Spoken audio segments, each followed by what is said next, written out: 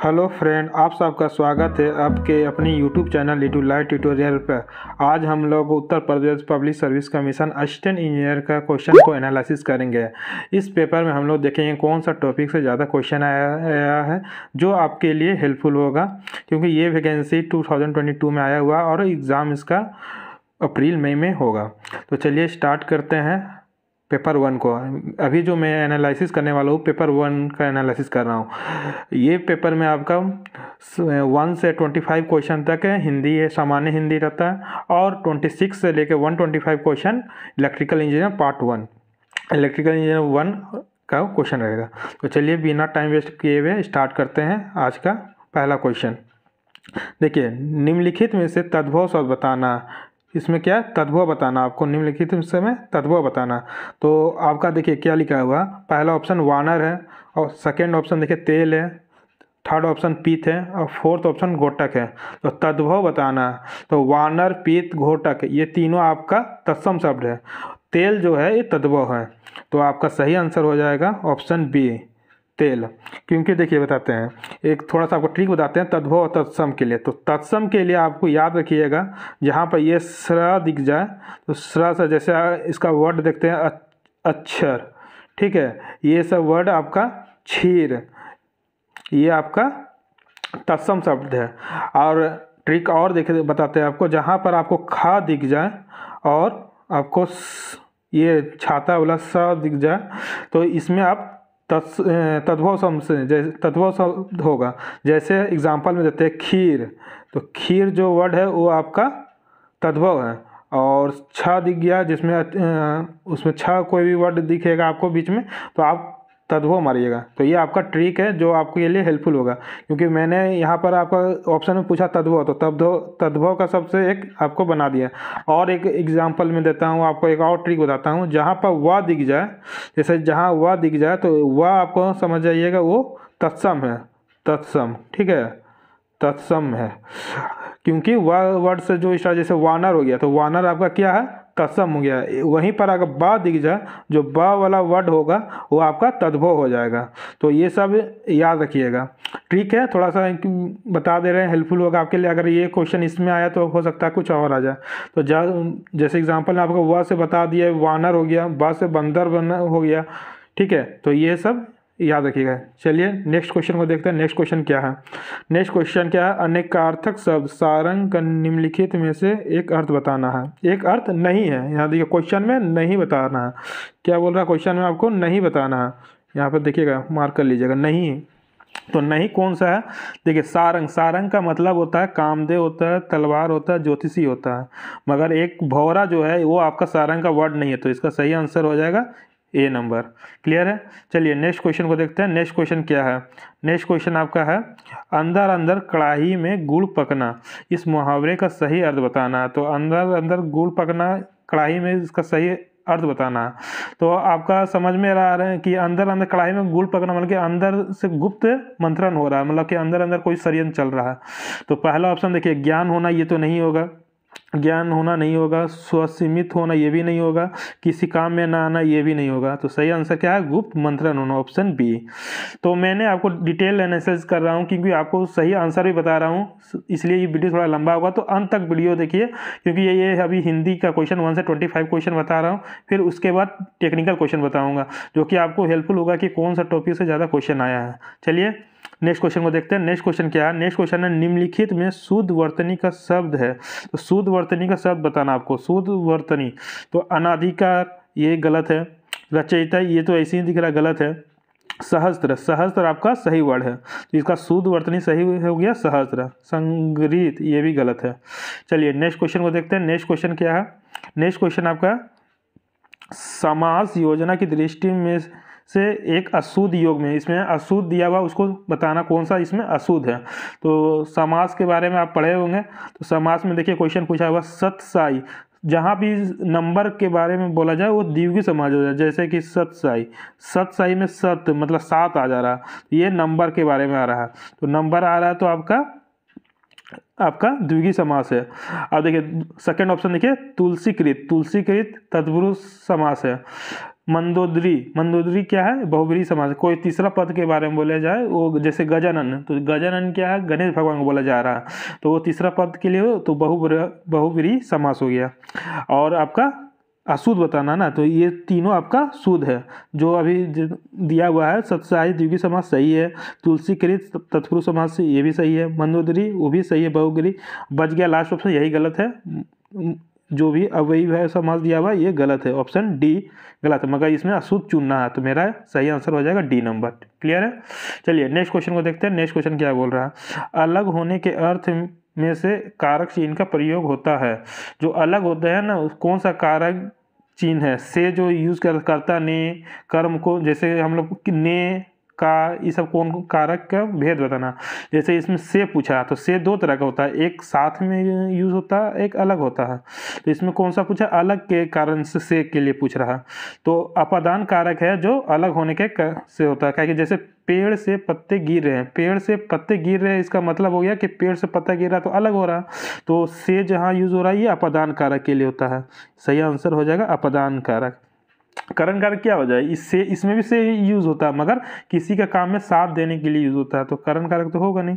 तो सही आंसर हो जाएगा ए, अपादान कारक में यूज होता है अलग होने के लिए। चलिए नेक्स्ट क्वेश्चन को देखते हैं। नेक्स्ट क्वेश्चन 7 नंबर क्वेश्चन देखते हैं। 7 नंबर क्वेश्चन आपका है पवन। देखिए संधि विच्छेद से क्वेश्चन है, पवन शब्द का संधि विच्छेद करना है। तो पवन शब्द का संधि विच्छेद, तो पवन में प प्लस अन, ये गलत हो गया। पवन, पवन का हो जाता है, पवन का संधि विच्छेद हो जाता है आपका प प्लस अन, ये आपका सही वर्ड है। बाकी देखिए प प्लस अवन, प प्लस अवन, ये गलत है, ये भी गलत है। सही आंसर आपका हो जाएगा बी नंबर। क्लियर है? आइए नेक्स्ट क्वेश्चन को देखते हैं। इनमें से शुद्ध वर्तनी का रूप है, तो शुद्ध वर्तनी आपको इसमें बताना है। तो देखिए निर्झरनी, सेकेंड ऑप्शन है निर्झरिणी, ये तो ऐसे ही गलत दिख रहा। थर्ड ऑप्शन देखिए निर्झरिणी, सही आंसर आपको निर्झरिणी, ये सी नंबर सही है, बाकी सब गलत है। मैंने आंसर, आप पहले इसको सॉल्व कर लीजिएगा, फिर उसके बाद सॉल्यूशन देखिएगा कि मैंने सही बताया कि नहीं। चलिए नेक्स्ट क्वेश्चन में देखता हूँ। निम्नलिखित में से एक शब्द में उपसर्ग का प्रयोग नहीं हुआ है, वह शब्द है। उपसर्ग के बारे में पूछ रहा है, तो सबसे पहले आपको पता होना चाहिए उपसर्ग किसको बोलते हैं और प्रत्यय किसको बोलते हैं। तो उपसर्ग उसको बोलते हैं कि जो आगे में जो लगा हुआ रहता है वो उपसर्ग बोलते हैं, और जो लास्ट वर्ड में जो लगा हुआ रहता है तो उसको प्रत्यय बोलते हैं। जैसे कि अनुभव, तो देखिए इसमें उपसर्ग क्या है? उपसर्ग आपका हो जाएगा, उपसर्ग आपका हो गया अनुभव है ना, तो अनुभव में देखिए अनु उपसर्ग हो गया। संचार, तो संचार में कौन सा हो जाएगा? सम आपका उपसर्ग हो जाएगा। नयन में ना उपसर्ग आ जाएगा, मगर इसमें पूछा क्या है कि उपसर्ग का प्रयोग नहीं हुआ। नहीं, ये सब क्वेश्चन ध्यान से पढ़िएगा कि कहाँ पर नहीं दिया हुआ है। तो नहीं पूछा है तो सहज जो है इसमें कोई भी उपसर्ग का यूज नहीं हुआ, तो सही आंसर हो जाएगा ए। बाकी में देखिए सब में उपसर्ग लगा हुआ है, अनुभव में लगा हुआ है, संचार में लगा हुआ, नयन में भी लगा हुआ, तो सही आंसर इसका क्या हो जाएगा? सहज। चलिए नेक्स्ट क्वेश्चन में देखते हैं। इनमें से अनग का विलोम शब्द बताना है। तो अनग का विलोम शब्द क्या होता है? सनग होता है। तो इसमें कुछ बताने लायक नहीं है, बस विलोम शब्द और पर्यायवाची शब्द आप पढ़ के जाइएगा, तो इसका सही हो जाएगा सनग। चलिए नेक्स्ट क्वेश्चन को देखते हैं। नेक्स्ट क्वेश्चन क्या है? इनमें से पक्षी शब्द का पर्यायवाची नहीं है, पक्षी शब्द का पर्यायवाची नहीं है। तो विहग हो गया, द्विज हो गया, शकुनी, ये सब आपका पक्षी शब्द का पर्यायवाची शब्द होता है। पिसुन जो है, पिसुन आपका पक्षी शब्द का पर्यायवाची शब्द नहीं है, तो सही आंसर हो जाएगा ए। चलिए नेक्स्ट क्वेश्चन में देखते हैं। नीचे दिए गए वाक्यांश और उसके लिए प्रयुक्त होने वाले एक शब्द का एक युग्म गलत है, वह है कौन सा? गलत युग्म दिया हुआ वो आपको पहचानना है। तो सबसे पहला ऑप्शन देखिए, उत्तराधिकार में प्राप्त संपत्ति, धरोहर, ये तो उसको बोलते नहीं, उत्तराधिकार में प्राप्त संपत्ति को धरोहर तो नहीं बोलते हैं, तो पहला ही वर्ड आपका गलत हो गया। यहाँ गलत पूछा है ना, तो सबसे पहला ही गलत हो गया। बाकी देखिए सेकेंड ऑप्शन, जिसे प्रमाण द्वारा सिद्ध न किया जा सके उसे अप्रमेय सही बोलते हैं, ये सही वर्ड है। सीमा का अनुचित रूप से किया गया उल्लंघन, उसको अतिक्रमण भी बोलते हैं, ये भी सही है। अब पूरब और उत्तर दिशा के बीच में कोना ईशान बोलता है। जैसे कि आपका यहाँ पर पूरब है, पूरब हो गया, यहाँ पश्चिम हो जाएगा, और यहाँ उत्तर हो जाएगा, और यहाँ दक्षिण हो जाएगा। तो ये वाला जो वर्ड यहाँ पर जो लाई करता है उसको हम लोग ईशान बोलते हैं। क्या बोलते हैं हम लोग? ईशान बोलते हैं, याद रखिएगा ईशान। ईशान बोलते हैं। ये वाला वर्ड यहाँ पर जो लाई करता है पूरब और उत्तर के बीच में जो लाई करता है, तो ये भी सही दिया, ऑप्शन डी भी सही है। तो गलत कौन सा आंसर है? उत्तराधिकार की प्राप्त संपत्ति धरोहर, ये वाला आपका सही आंसर हो जाएगा। चलिए नेक्स्ट क्वेश्चन को देखते हैं हम लोग। नेक्स्ट क्वेश्चन, निम्नलिखित में मैसूर शब्द का अर्थ है, मैसूर शब्द का अर्थ बताना। मैसूर शब्द का अर्थ बताना, तो इसमें सही आंसर हो जाएगा पृथ्वी का रक्षक, इसी को हम लोग बोलते हैं मैसूर बोलते हैं। चलिए नेक्स्ट क्वेश्चन को देखते हैं। क्वेश्चन नंबर 14 देखते हैं। देखिए ये सब क्वेश्चन आया हुआ आपका प्रीवियस ईयर का क्वेश्चन है, जस्ट इससे पहले एग्जाम जो हुआ है उसका क्वेश्चन मैं आपको एनालिसिस करके बता रहा हूँ। तो इससे आपको पता चल जाएगा कि हिंदी में कौन कौन ज़्यादा इंपॉर्टेंट, जैसे संधि आपका सबसे ज़्यादा इंपॉर्टेंट हो गया, समास आपका इंपॉर्टेंट हो गया, तो ये ज़्यादा ध्यान से पढ़ के जाइएगा। चलिए क्वेश्चन नंबर 14 निम्नलिखित में से तत्सम शब्द, देखिए तत्सम शब्द पूछ दिया, तो अभी आपको बताया था तत्सम में जहाँ पर व दिख जाए, आपको पहले ही बताया था ना, वा वाला वर्ड आपका तत्सम होता है, और जहाँ बा वाला वर्ड दिख जाए, बा दिख जाए, बा से बंदा, जैसे ये क्या होगा? तद्भव हो जाएगा, तद्भव हो जाएगा। और तत्सम आपका वा वाला वर्ड। और खीर वाला भी आपको बताया था, खीर जहाँ खा दिख जाए और तलवी सा ये छा दिख जाए, तो ये भी आपका तद्भव हो जाता है। तो ये आपका तद्भव है। गीत भी, इक भी आपका तत्सम शब्द पूछा है ना, तत्सम कौन सा होगा? वाह वाला वर्ड, विवाह, तो विवाह आपका तत्सम हो जाएगा। क्लियर है? आइए नेक्स्ट क्वेश्चन को देखते हैं। ने प्लस एन, नयन में संधि है, कौन सा संधि है ये बताना। ने प्लस एन, देखिए यहाँ पर देखिए आपके संधि में थोड़ा आपको डिटेल बता देते हैं इसमें। चलिए देखिए नयन है ना, तो नयन में आपको देखिए यहाँ पर बढ़िया से बताते हैं। पहला है ए, ठीक है, ए जहाँ बीच मिडिल वर्ड में ए दिख जाए, अव दिख जाए और अभी दिख जाए, ये तीनों वर्ड दिख जाए आपको बीच में, तो ये आपका अव्यय मतलब कि आपका आयादी संधि बोलते हैं। इसको तीनों को क्या बोलते हैं? आयादी संधि, याद रखिएगा। आयादी संधि का ये एग्जाम्पल है, आपको तीनों दिख जाए तो।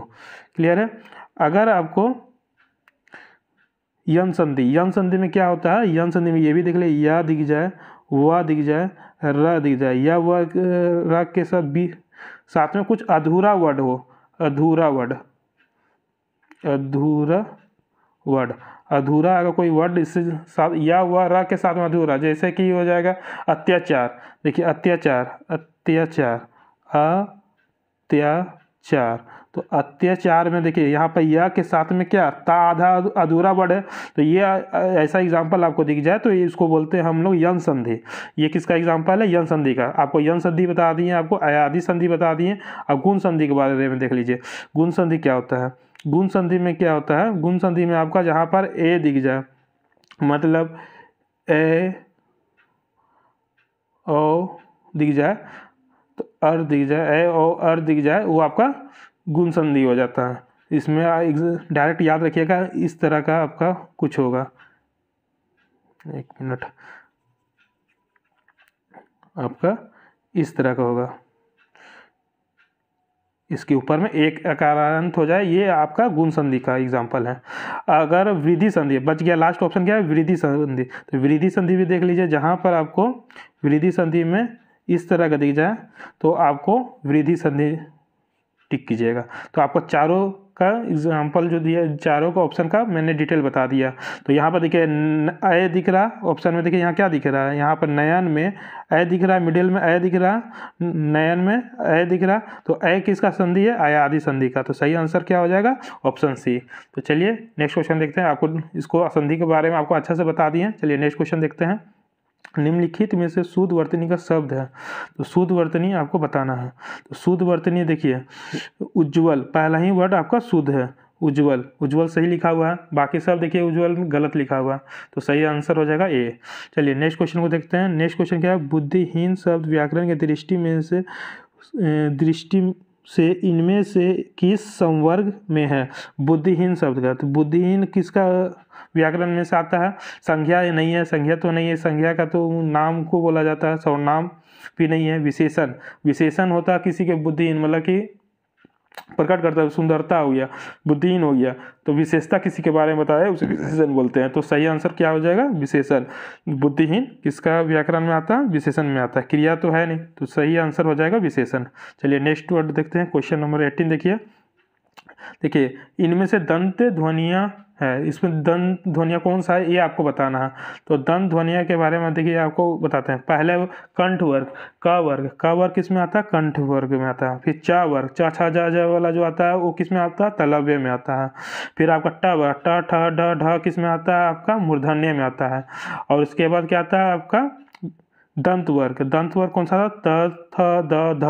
और लास्ट में कौन सा आता है? ओष वर्ग, प फ ब भ। तो आपको चारों का एग्जाम्पल बता दिए। इसके साथ देखिए मैंने एक एक्स्ट्रा आपके लिए बना के रखा है, ये इम्पोर्टेंट है, तो ये थोड़ा ध्यान दीजिएगा, ये आपके लिए इम्पोर्टेंट है। जो मैंने यहाँ पर लिखा हुआ है ये वाला तालव्य से ये वाला, ये बहुत इंपॉर्टेंट, तो ये थोड़ा आप देख लीजिएगा। या सा और ई तालव्य, पहले चाचा तो जान ही रहे, और इसके साथ में या और तलवी सा और छोटी बड़ी तालव्य में आता है। एग्जाम्पल में ऐसा भी दे सकता है कि तालवी सा कौन सा ध्वनि आती है, आपका तालव्य पूछ देगा ओष कौन सा। तो ये आपको एक्स्ट्रा जो बताएं उसको याद कर लीजिए, इसको याद कर लीजिएगा ये वाला को।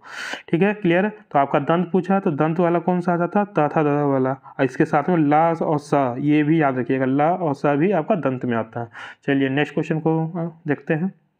नेक्स्ट क्वेश्चन आपका है, इनमें से एक वाक्य शुद्ध है, वह कौन सा शुद्ध है वो आपको बताना है। देखिए मेरा प्राण संकट में है, आपका पहला ही गलत दिख रहा है, मेरा प्राण संकट में है, ये गलत है। ठीक है, सोमवार को रेलवे के कर्मचारी गिरफ्तार हुए हैं, ये भी गलत है। अपराधी को मृत्युदंड की सजा दी गई है, तो ये भी गलत है। और लास्ट ऑप्शन महादेवी वर्मा छायावत की प्रसिद्ध कवित्री है, सबसे सही सूटेबल आंसर यही है आपका। चलिए नेक्स्ट क्वेश्चन को देखते हैं। नेक्स्ट क्वेश्चन आपको 20 क्वेश्चन नंबर, इनमें से व्यंजन संधि आधारित है, व्यंजन संधि आपको बताना, व्यंजन संधि कौन सा है। तो व्यंजन संधि इसमें देखिए व्यंजन संधि कौन कौन सा आता है ये भी जान लीजिए। पहले आपको संधि के बारे में बताना। तो संधि को कितने तरह का होता है? स्वर संधि होता है, व्यंजन संधि होता है, विसर्ग संधि होता है। स्वर संधि के बारे में आपको बता दिए, गुण संधि होता है, वृद्धि संधि होता है, अयाधि संधि होता है, यन संधि होता है और दीर्घ संधि होता है। ये आपका स्वर संधि का टाइप है था। और व्यंजन संधि हो गया, विसर्ग संधि। तो व्यंजन संधि में कौन सा है? एग्जाम्पल में देखिए यहाँ पर देखिए अन्वेषण, ये आपका पहला ऑप्शन, ये आपका व्यंजन संधि नहीं है। लघुअर्मी ये भी नहीं है, क्या बड़ी हुई है, तो ये आपका स्वर संधि आ गया। पुरोहित ये भी आपका स्वर संधि है। उत प्लस धार, उत प्लस धार, उत प्लस धार जो होता ता होता है, ये ता वाला है, ता ठड़, पहला वर्ड ठड़ में बदल जाता है, वो व्यंजन संधि में आता है। तो जैसे कि का वर्ग अगर रहेगा तो वो आपको किस में बदल जाएगा? का गा में बदल जाएगा। तो जैसे दिकंबर, दिक प्लस अंबर, तो दिगंबर हो जाता है। तो वो आपका व्यंजन संधि है। जैसे उत प्लस धार, इसी का उत प्लस धार क्या आ जाएगा? उद्धार, उधर। तो ये आपका व्यंजन संधि है। तो 20 का आंसर बी हो जाएगा। क्लियर। देखिए आपको एग्जाम्पल के साथ भी बता दे रहेंगे कि आपको डाउट ना हो। चलिए नेक्स्ट क्वेश्चन को देखते हैं। चौराहा शब्द देखिए आपको अभी जस्ट बताया ना, जहाँ पर नंबर के बारे में दिखाया जाए, 4 आ गया, 5 आ गया, 6 या 7 आ जाए, जहाँ भी नंबर के बारे में बोध कराया जाए तो वो आपका द्विगुणी समास हो जाएगा। तो सही आंसर कौन सा हो जाएगा? द्विगुणी। इसके पहले सबके बारे में आपको बता चुके हैं। चलिए नेक्स्ट क्वेश्चन को देखते हैं हम लोग। 22 क्वेश्चन नंबर 22 देखिए, निवृत्ति शब्द का विलोम शब्द बताना। तो निवृत्ति शब्द का विलोम शब्द कौन सा हो जाएगा? निवृत्ति शब्द का विलोम शब्द आपको बताना है, तो प्रवृत्ति आपका सही आंसर है। चलिए निम्नलिखित में से सारधा का परिचित शब्द है। सारधा के बाद, सारधा का मतलब क्या होता है? आपका कमला होता है, कमोदी होता है, वरुणी, ये सब आपका एग्जाम मतलब कि क्या है? निम्नलिखित में से सारधा शब्द का नहीं है। ये दूसरा चीज़ है। परिवाची शब्द के बारे में बताना है कि सारधा का परिवाची शब्द कौन सा आता है? गीरा जो होता है, गीरा आपका सारधा का परिवाची शब्द होता है। बाकी ये तीनों कौमुदी ये सब फूल करना आ जाता है, तो ये आपका नहीं परिवाची शब्द है। अगर यहाँ नहीं देता तो ये तीनों होता, मगर यहाँ पर पूछा है कि सारधा का परिवाची शब्द कौन सा है, तो गीरा आपका सही आंसर हो जाएगा। चलिए नेक्स्ट क्वेश्चन को देखते हैं। 24 नंबर देखिए, मृत्यु, ये आपको डिटेल भी बता दे रहे हैं कुछ कुछ क्वेश्चन आप देख लीजिएगा, ठीक है, क्योंकि टाइम बहुत लग जाएगा, क्योंकि बहुत सारा क्वेश्चन है। तो आप तुरंत अगर टाइम लग रहा है तो 2x करके आप देख लीजिए, क्वेश्चन कम से कम देख लीजिए कि हाँ कौन कौन क्वेश्चन आया हुआ है। चलिए नेक्स्ट क्वेश्चन देखते हैं। मृत्यु के इच्छुक इस वाक्यांश के लिए एक शब्द है, तो मृत्यु के लिए कौन सा सही वर्ड है ये पूछना, एक वर्ड बताना। मृत्यु के इच्छुक, जो मृत्यु मतलब जो मरना चाहता है उसके बारे में एक वर्ड में बताना है। तो मुर्मुक्षु जो होता है वो मृत्यु के इच्छुक होते हैं। ऑप्शन सी सही है। देखिए लास्ट हिंदी का क्वेश्चन है। आपको बताया था 1 से 25 क्वेश्चन बोले थे हिंदी होता है और 26 से 125 टेक्निकल क्वेश्चन होता है। तो हम लोग इसके बाद टेक्निकल क्वेश्चन देखेंगे, इसलिए अंत तक वीडियो देखिए। अब सारे क्वेश्चन को एनालिसिस कर रहे हैं कि कौन सा टॉपिक किससे ज़्यादा आ रहा है। तो इसमें आपको अभी बता दिया कि तत्सम तद्भव वाला से क्वेश्चन आ रहा है, संधि से आपको बता दिए और विलोम शब्द, तो ये सब अच्छे से पढ़ के जाइएगा। चलिए लास्ट क्वेश्चन है सीनाशुक शब्द का अर्थ बताना। तंतु, रेणु, चीनी की मिट्टी, रेशम। तो ये सीनाशुक जो है, सीनाशुक ये आपका रेशम का शब्द है, अर्थ होता है। तो चलिए ये आपको अभी ननटेक का हिंदी पार्ट बता दिए। अब चलिए टेक्निकल क्वेश्चन हम लोग देखते हैं अच्छे से। जिसे आपको टाइम लग रहा है तो आप 2x करके, अगर स्पीड कम लग रहा है तो आप 2x करके स्पीड बढ़ा के देख सकते हैं। चलिए क्वेश्चन देखिए, टेक्निकल क्वेश्चन 26 क्वेश्चन नंबर देखिए। Power consumption in moving iron, power consumption in moving iron बता। तो power consumption in moving iron instrument में सबसे ज़्यादा होता है। मूविंग आयरन जो होता है ना उसमें पावर कंजप्शन सबसे हाई होता है। आप आंसर मिलाते जाइएगा, आपको जो आंसर लग रहा है, मैं आपको सही आंसर बता रहा हूँ, आप आंसर मिला लीजिएगा। पहले आपने ट्राई कीजिएगा फिर मेरा आंसर देख लीजिएगा। चलिए नेक्स्ट क्वेश्चन देखते हैं। Lizards pattern on the oscilloscope is stationary and has 6 vertical maximum value and 5 horizontal value maximum value. The frequency of horizontal input is 1500 hertz. The frequency of vertical input पूछ रहा है। तो सबसे पहले vertical input का frequency पूछ रहा है। तो ये किससे है? मेजरमेंट से क्वेश्चन है। आपको ये कौन सा मेजरमेंट क्वेश्चन है, ये भी उसका जस्ट ऊपर वाला मेजरमेंट क्वेश्चन है। देखिए मैं लिख भी दे रहा हूँ बगल में। तो ये मेजरमेंट का है, ये मेजरमेंट का है, ये आपका लिजार्ड्स पैटर्न से पूछा गया। तो सबसे पहले इसका फॉर्मूला देखते हैं फिर निकालते हैं। देखिए नहीं पता है तो आप ट्राई कीजिए इसको पहले, फिर इसका मेरा आंसर देखिएगा। F5/Fx इक्वल टू होता है horizontal tangent by vertical tangent, ये आपका फॉर्मूला होता है। अब देखिए यहाँ पर हॉरिजॉन्टल टेंजेंट कितना दिया हुआ है, हॉरिजॉन्टल टेंजेंट का वैल्यू दिया हुआ है, हॉरिजॉन्टल टेंजेंट कितना 5 हॉरिजॉन्टल टेंजेंट, 5 हॉरिजॉन्टल टेंजेंट है और 6 आपका वर्टिकल टेंजेंट इनटू Fx का वैल्यू दिया हुआ, कितना दिया हुआ Fx का वैल्यू 1500। तो Fy निकाल लीजिएगा, बस आपको सॉल्व करना है। सॉल्व कैसे करना है ये आपको पता है। देखिए सॉल्व कैसे करना है Fy, तो Fy का वैल्यू कैसे निकलेगा, Fy इक्वल टू Fx उधर मल्टीप्लाई में चल जाएगा 1500।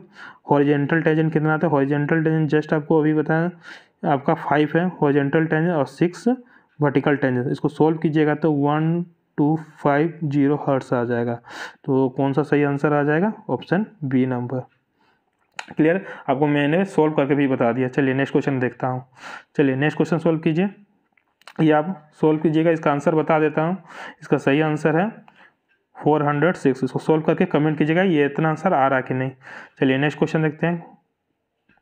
29 नंबर देखिए, 29 नंबर क्वेश्चन आपका है an indicating instrument is more sensitive. Indicating instrument कौन सा ज़्यादा सेंसिटिव होता है।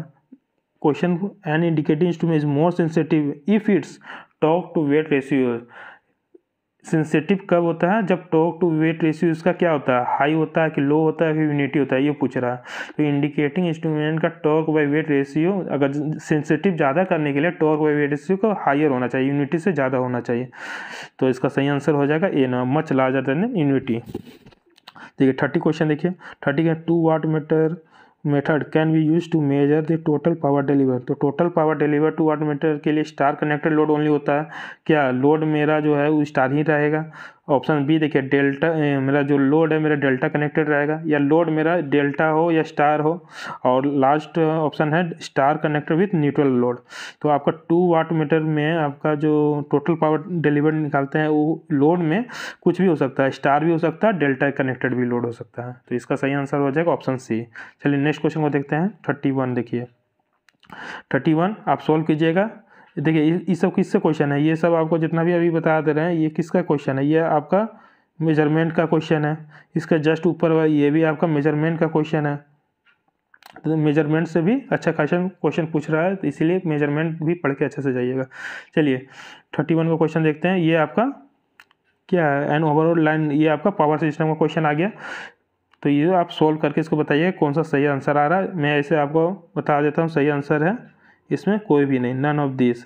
आप देखिएगा इसको सोल्व करके। क्वेश्चन नंबर 32 देखिए, क्वेश्चन नंबर 32 देखिए। In the HVDC system the AC harmonic which get effectively eliminated with 12 pulse bridge converter are. तो इसमें आपका सही आंसर हो जाएगा ऑप्शन डी। क्या सही हो जाएगा answer? D, fifth harmonic and sixth harmonic 12 pulse bridge converter के लिए ऑप्शन डी हो गया। अब देखिए क्वेश्चन नंबर 33 देखिए, the capacitance of 3 core belted cable are measure and found as B. ये किससे क्वेश्चन है? ये आपका जो क्वेश्चन दिख रहा है ये पावर सिस्टम से क्वेश्चन है, जो कैपेसिटेंस और शीथ के बीच में जो होता है उसके बारे में पूछ रहा है। तो इसको सॉल्व कीजिएगा और मुझे आंसर कमेंट कीजिएगा ये इसका सही आंसर क्या आ रहा है। आपको सही आंसर बता देता हूँ, ये नंबर 12.5 है। अब देखिए इतना आपका आंसर मैच कर रहा है कि नहीं आ रहा, कमेंट कीजिएगा। चलिए नेक्स्ट क्वेश्चन देखते हैं। देखिए ये अच्छा क्वेश्चन, ये भी पावर सिस्टम से क्वेश्चन है। अब यहाँ से पावर सिस्टम का क्वेश्चन स्टार्ट हो गया। पहले मेजरमेंट का क्वेश्चन देख रहे थे, अब पावर सिस्टम का क्वेश्चन है। The incremental cost characteristics the 2 generator delivering a total load of 200 megawatt are as follow. देखिए आपको पावर कॉस्टिंग एस्टिमेटिंग और कॉस्टिंग का क्वेश्चन है। तो देखिए आपको ये पता है कि पावर सिस्टम के लिए कि आपका DFN फ्यूल कॉस्ट होता है, लैम्डा होता है। लैम्डा जब विदाउट लॉसेस है, लॉस नहीं है, तो लैम्डा इज इक्वल टू होता है D fuel cost respect to power is equal to DF2 divide DP2। ये ऐसे चला जाता है। ये लैम्डा इंक्रीमेंटल कॉस्ट होता है, IPC उसको बोलते हैं, इंक्रीमेंटल कॉस्ट फ्यूल। तो ये आपका फॉर्मूला होता है, इक्वल होता है। तो ये दोनों को इक्वल कीजिए, पहला रिलेशन यहाँ से निकलेगा। अब देखिए यहाँ पर टोटल लोड दिया है, क्या क्वेश्चन देखिए, total load of 200 megawatt. 200 total load का मतलब हो जाएगा P1 plus P2, P1 plus P2 200 हो जाएगा, P1 प्लस P2 200 मेगावाट। ठीक है, ये आपका सेकंड रिलेशन। अब इस दोनों को सॉल्व कीजिएगा। अब देखिए रिलेशन आ रहा कि नहीं, तो समझ में आया कैसे करना है। देखिए आपको बता देते हैं, इसमें आपको अच्छा से बताते हैं। सॉल्व के बताइए कि आंसर सही आ रहा है कि नहीं। आपको मेथड बता दे रहे हैं, आप कैलकुलेशन कर लीजिएगा। जैसे 2 + 0.01 P1 है इक्वल टू 1.6 है ना, 1.6 प्लस 0.02 P2। ये इक्वेशन 1 हुआ, ये इक्वेशन 1 आया। इक्वेशन 2 देखिए, P1 plus P2 equal to 200 वाट। ये दो इक्वेशन है, आप आराम से रिलेशन निकाल सकते हैं। P1 इंटू P2 के रिलेशन निकाल के सॉल्व कर लीजिएगा। इक्वेशन खाली सॉल्व करना, इक्वेशन 1 एंड 2 को, ये तो आपको आता है। चलिए ये सब कैलकुलेशन पार्ट है, मेथड में प्रोसेस आपको बता दिया किस तरह का सॉल्व करना है। तो इसका सही आंसर मैं बता देता हूँ। इसका सही आंसर आपका है, इसका सही आंसर है डी नंबर। P1 आ जाएगा 120 मेगावाट और P2 आ जाएगा 80 मेगावाट। एक और ट्रिक बता देता हूँ, जब ये दोनों सम कीजिएगा ना, P1 P2 को सम कीजिएगा तो देखिएगा ये 200 मेगावाट आएगा, क्योंकि P1 प्लस P2 200 मेगावाट दिया हुआ। अगर कोई ऑप्शन में अगर ये नहीं आता, मान लीजिए इसमें 40 है 60 है ऑप्शन में, तो वहाँ डायरेक्ट एलिमिनेट कर सकते हैं। तो वहाँ से सॉल्व, तो अगर कोई ऑप्शन नहीं मिल रहा, खाली एक ही ऑप्शन मिल रहा है कि दोनों को सम करने पर 200 मेगावाट आ रहा है, तो वो आपका सही आंसर होगा। पूरा सॉल्व करने का जरूरत नहीं होगा। तो ये भी एक बार ऑप्शन में चेक कर लीजिएगा कि दोनों को सम दिया हुआ है कि नहीं है। चलिए नेक्स्ट क्वेश्चन को देखते हैं हम लोग।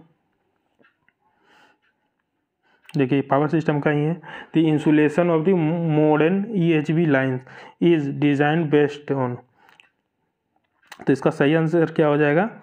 Switching voltage. जो एक्स्ट्रा हाई वोल्टेज लाइन होता है ना, किसी इंसुलेशन किस पर डिपेंड, स्विचिंग वोल्टेज के लिए यूज़ होता है। कोरोना, रेडियो इंटरफेरेंस, ये सब के लिए यूज़ नहीं होता है, ये एक्स्ट्रा के लिए, एक्स्ट्रा हाई वोल्टेज के लिए।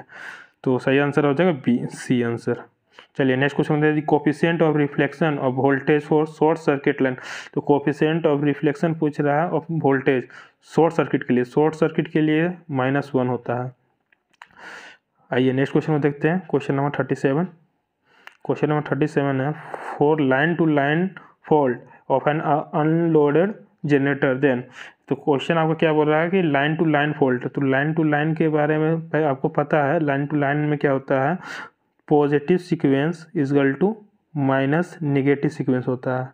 ये आप लोग पढ़े होंगे पावर सिस्टम में। फॉल्ट एनालिसिस में। तो आपका सही आंसर कौन सा हो जाएगा? Option B. ये नेक्स्ट क्वेश्चन को देखते हैं। देखिए ये अच्छा क्वेश्चन है, ये आपको बहुत अच्छा से बताता है डिटेल में। चलिए ये आपको डायग्राम दिया हुआ, इसमें बताना जीरो सीक्वेंस डायग्राम है, इसमें बता रहा हूँ किस कौन सा डेल्टा प्राइमरी में डेल्टा है या सेकेंडरी में डेल्टा है, ये आपको ऑप्शन में बताना है। तो सबसे पहले आपको ये आपको बताता हूँ। चलिए देखिए यहाँ पर आपको इस तरह का, देखिए यहाँ पर S1 मान लेते हैं, ये S1 स्विच है, ठीक है। यहाँ पर ये S2 स्विच है, क्लियर है। ये ऐसे चला गया, ये आपका कॉइल हो गया। अब यहाँ देखिए यहाँ पर ये S3 स्विच है, ये पैरेलल है, शंट वाला है ना, ये S3 स्विच है। और यहाँ पर आपका S4 स्विच है। अब देखिए S1 और S4 को स्विच क्लोज रहेगा। अगर S1 स्विच क्लोज है, S4 स्विच क्लोज है और S2 S3 ओपन है, तो मेरा कौन सा कनेक्शन हो जाएगा? Star star connection. क्या बोले? ध्यान से दीजिए, देखिएगा। जब मेरा S1 क्लोज हो जा रहा है, ये क्लोज हो जा रहा है, ये क्लोज हो जा रहा है, तो मेरा ये हो जाएगा स्टार। अगर नहीं पता है, ये अपना अच्छे से डायग्राम बना रहा हूँ, उसको नोट कर लीजिए। स्टार हो जाएगा प्राइमरी में भी स्टार और सेकेंडरी में भी स्टार। क्लियर हो गया? ये एग्जाम, ये आपका पहला चीज़ था, ये क्लियर हो गया। आइए नेक्स्ट ऑप्शन को देखते हैं। मैं इसको अब मिटाते हैं। देखिए ये ओपन था, है ना, इसको भी ओपन करते हैं, जो पहले था जो डायग्राम। अब देखिए S1 को मैंने क्लोज, S1 को शॉर्ट कर रहे हैं और S3 को शॉर्ट कर रहे हैं। जो मेरा स्विच है S1 को शॉर्ट कर रहे हैं, ठीक है, और S3 को शॉर्ट कर रहे हैं। तो ये कौन सा, जो सीरीज वाला होता है ना स्टार, अब पहला जो होता है डेल्टा, तो सीरीज वाला स्टार प्राइमरी में क्या है? शॉर्ट सर्किट, मतलब इसको स्टार हो गया। अब ये सेकेंडरी में क्या हो रहा है? डेल्टा, तो क्या हो जाएगा? Star delta. अगर स्टार डेल्टा का, ये देखिए ऑप्शन बी नंबर, देखिए स्टार डेल्टा का इस तरह का कनेक्शन बनेगा। S1 क्लोज हो जाएगा और S3 क्लोज हो जाएगा, बाकी जैसा है वैसा ही रहेगा।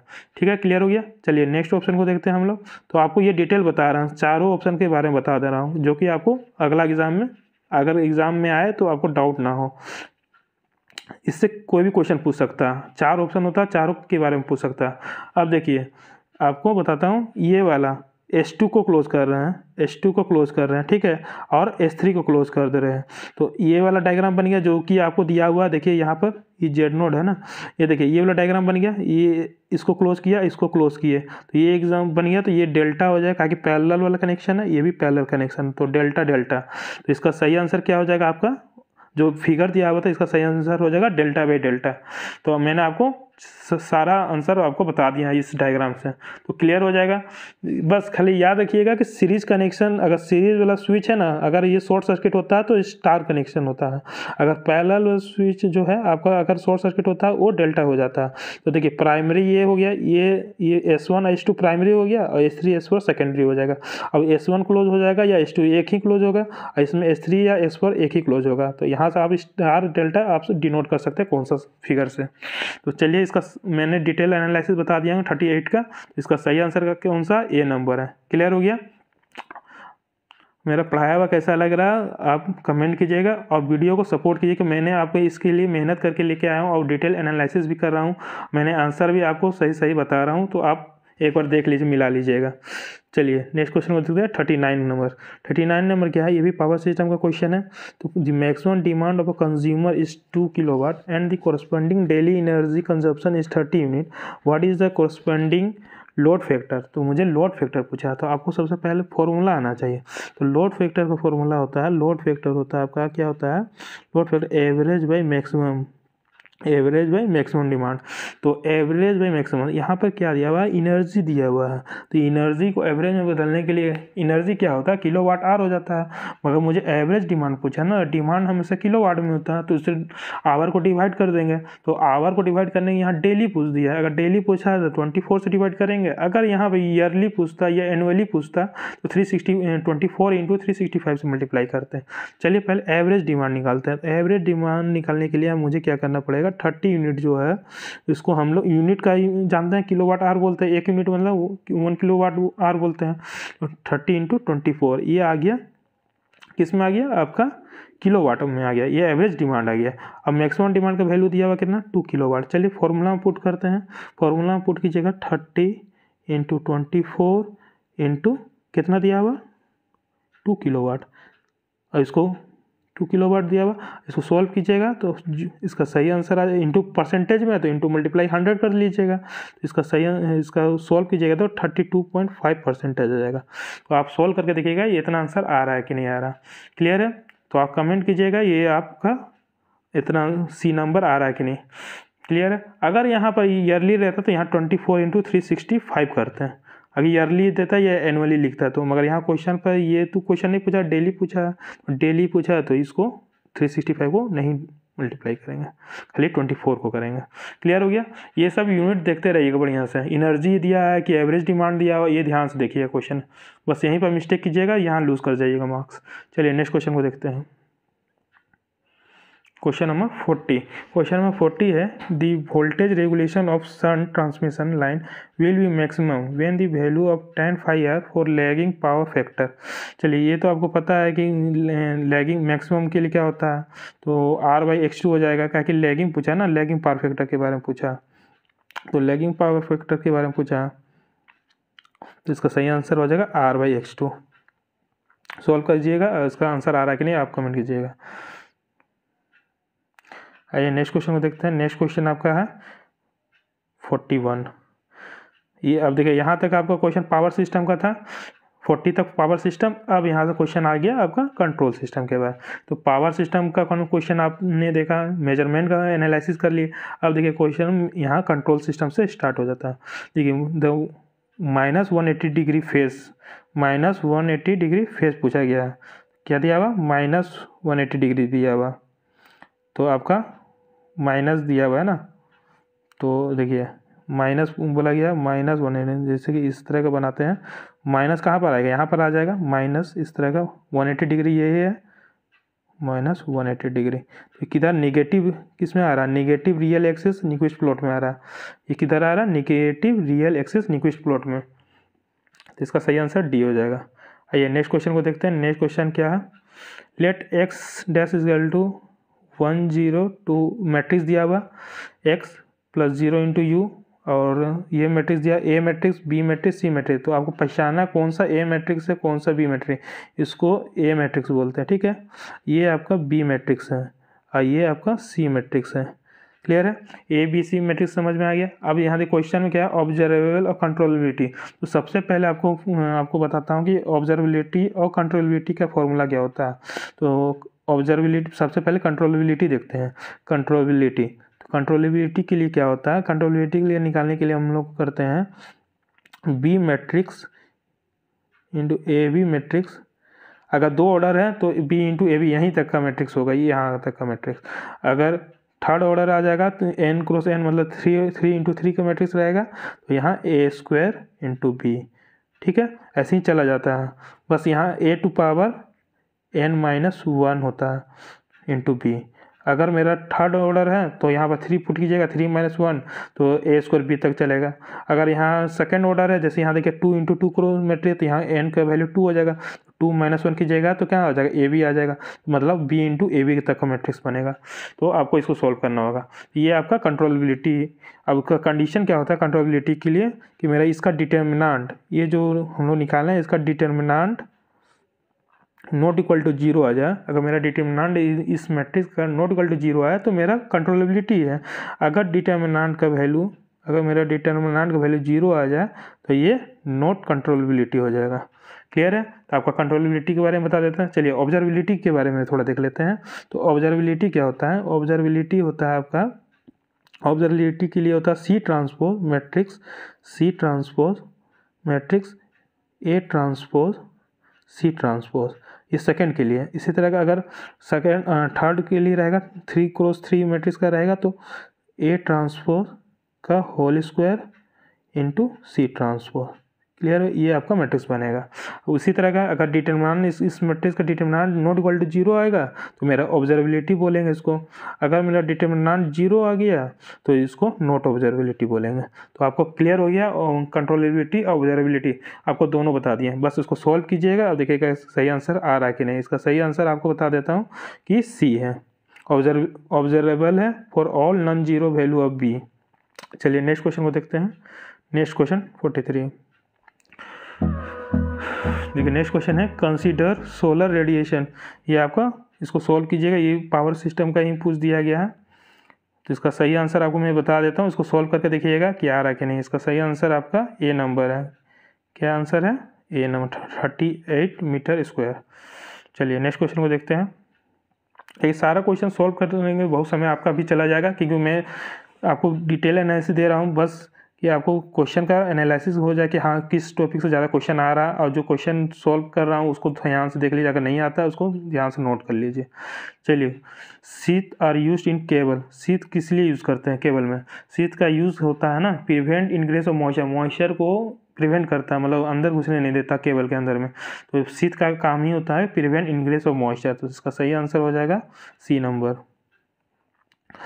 क्वेश्चन नंबर 45 देखिए, a negative area control error means that the, option देखिए नेगेटिव एरिया कंट्रोल के बारे में पूछ रहा है। Negative area control error, the area is not generating enough power to send the desired amount of the area.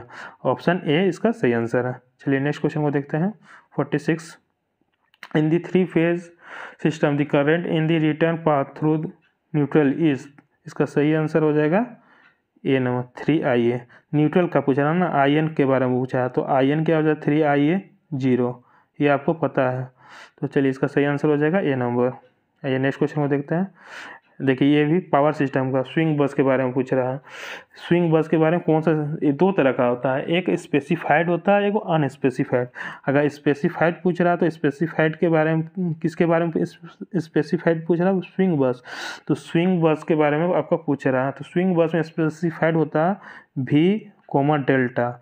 अगर unspecified बोलता है, अगर क्वेश्चन में यहीं पर अगर हम बोल देते हैं कि अनस्पेसिफाइड है, अनस्पेसिफाइड, क्लियर है, अनस्पेसिफाइड रहेगा तो आपका कौन सा सही होगा वो आपको बताना। तो अनस्पेसिफाइड के लिए क्या हो जाएगा? P इंटू क्यू अनस्पेसिफाइड के लिए। और स्पेसिफाइड के लिए कौन सा सही है?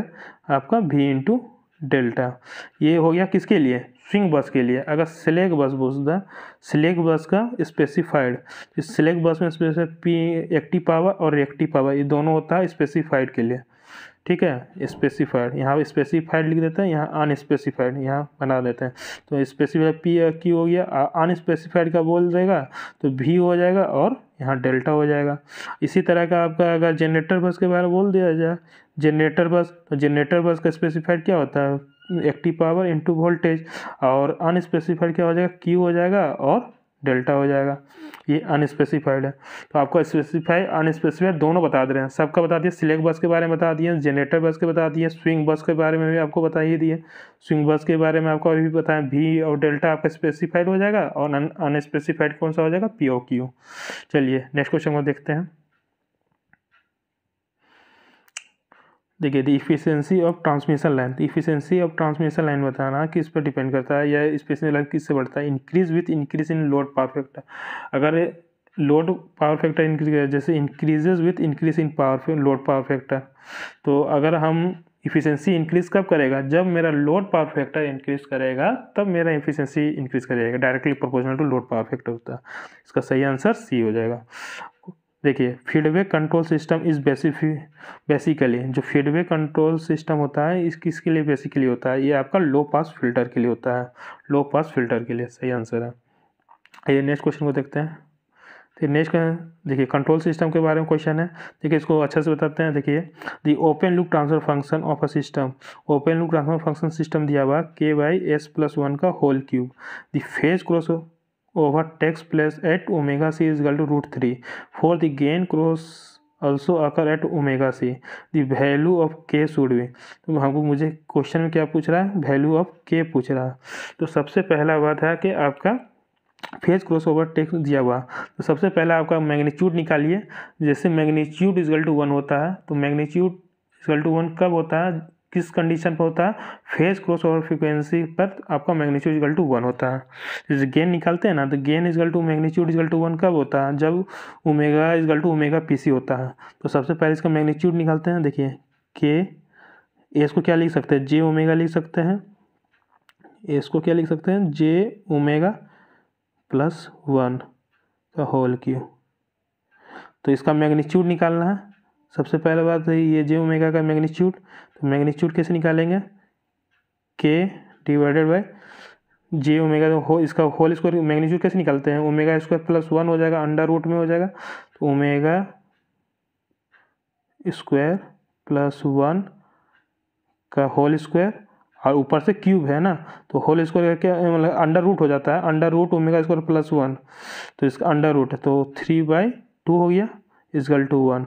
यहाँ तक आपको क्लियर है कि के बाई ओमेगा स्क्वायर प्लस 1 का 3/2 कैसे आया, ये आपको पता चला। जैसे यहाँ पर पुट इसका मैग्नीट्यूड निकालिएगा तो क्या हो जाएगा, अंडर रूट में ओमेगा स्क्वायर प्लस 1 होगा, तो अंडर रूट में क्या लिखते हैं, 1/2 लिखते हैं, तो इसको बाहर कर दिया तो 3/2 आ गया, 1/2 यही है। तो आपको समझ में आ गया। चलिए ये कब होता है, 1 कब आता है, यहाँ पीसी के लिए जब फेज क्रॉसओवर फ्रीक्वेंसी होगा, जो कि यहाँ वैल्यू दिया हुआ कितना ओमेगा, देखिए क्रॉसओवर, देखिए फेज क्रॉसओवर दिया हुआ √3 दिया हुआ, यहाँ पुट कीजिए।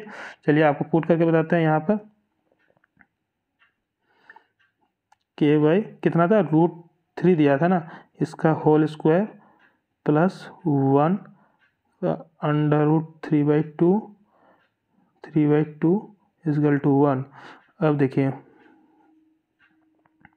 इसका हो जाएगा के 3 अंडर रूट का 3 का होल स्क्वायर क्या हो जाएगा, 3 हो जाएगा प्लस 1 4 हो जाएगा, 4 का पावर 3/2 इक्वल टू 1। यहाँ तक समझ में आया। चलिए नेक्स्ट को देखते हैं। नेक्स्ट हो जाएगा आपका के 4 था ना, तो 4 का होल स्क्वायर करेंगे, 2 का होल स्क्वायर करेंगे तो 4 आ जाएगा, इंटू कितना 3/2 था, तो 2 का पावर कैंसिल हो जाएगा, इक्वल टू 1 था मैग्नीट्यूड। अब यहाँ से के का वैल्यू निकालिए, के इक्वल टू 2 का पावर 3, 2 का पावर 3 क्या हो जाता, 8 होता।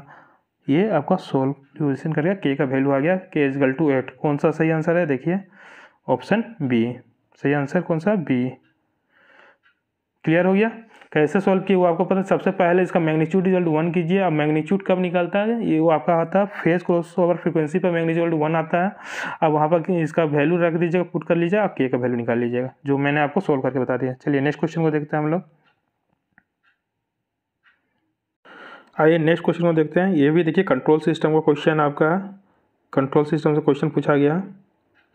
क्या पूछ रहा है कि आपको सिग्नल फ्लो ग्राफ पूछा है और क्या निकालना, मुझे डेल्टा निकालना। सबसे पहले आपको डेल्टा का फॉर्मूला आना चाहिए। डेल्टा क्या होता है, देखिए डेल्टा आपको बताते हैं। डेल्टा क्या होता है, डेल्टा होता है 1 minus L1 plus L2 plus L3 dot dot dot, ठीक है। ये फिर यहाँ इसी का बता रहे हैं, plus L1 L2 plus L2 L3 dot dot dot minus L1 L2 L3 plus dot dot dot. तो देखिए L1 L2 लूप हो गया। L1 L2 ये क्या है, L1 L2 non touching loop है। ये जो दो लिए हैं ये नॉन टचिंग लूप, दोनों टच नहीं करेगा। L2 L3 non touching loop है। L1 L2 L3 तीनों नॉन टचिंग लूप होगा। तो डेल्टा का वैल्यू निकलता है 1 minus L1 plus L2 plus L3, फिर पॉजिटिव, फिर L1 L2 plus L2 L3, फिर नेगेटिव हो जाएगा L1 3 का। 3 non touching loop, 2 non touching loop है, ठीक है। आपको डेल्टा का फॉर्मूला निकाल दिए। चलिए क्वेश्चन में आते हैं। क्वेश्चन में क्या बोल रहा है, क्वेश्चन आपको लूप पहले करना, क्या कि सब लूप के लिए। तो यहाँ पर आपको ट्रांसफर फंक्शन नहीं पूछा है, केवल डेल्टा का वैल्यू पूछ रहा है। तो इसमें लूप बताइए कौन कौन है। पहला लूप देखिए, पहला लूप देखिए कौन सा है। पहला लूप आपका है ये वाला, यहीं पे निकालते हैं। पहला लूप क्या है, पहला लूप है BC माइनस BC, ये वाला दिख रहा है, ये वाला, ये पहला लूप है। दूसरा लूप कौन सा है, लूप 2 देखिए, लूप 2 कौन सा, माइनस FG, ये वाला 2 लूप दिख गया। तीसरा लूप आप बताइए कौन सा, कमेंट कीजिए जल्दी, जस्ट कमेंट कीजिए, कमेंट करके बताइए तीसरा लूप कौन सा है आपको दिख रहा है, कौन सा पता है। लूप किसको, एक जगह से दोबारा उसी पॉइंट पर आना, कहीं दोबारा रिपीट नहीं होना चाहिए, एक नोड को दोबारा टच नहीं होना चाहिए। देखिए ये वाला लूप देखिए, आपको बताते हैं, यहाँ से स्टार्ट करते हैं। आई सी लिखिए, यहाँ निगेटिव में है ना, -IC। अब यहाँ जे है, जे इधर से आया ना, ये जे यहाँ पर जे आ गया, फिर इधर चला जाइए, ये देखिए जी, तो माइनस माइनस प्लस हो जाएगा, तो आपका आ जाएगा ICJG। तो लूप देखिए कौन कौन, L1 L2 L3 निकल गया। अब कोई लूप तो है नहीं, अब तो लूप दिख नहीं रहा, तो चलिए इसको सोल्व करते हैं। ये अब तो लूप है नहीं, आपको लूप क्लियर हो गया। अब सोल्व करते हैं हम लोग।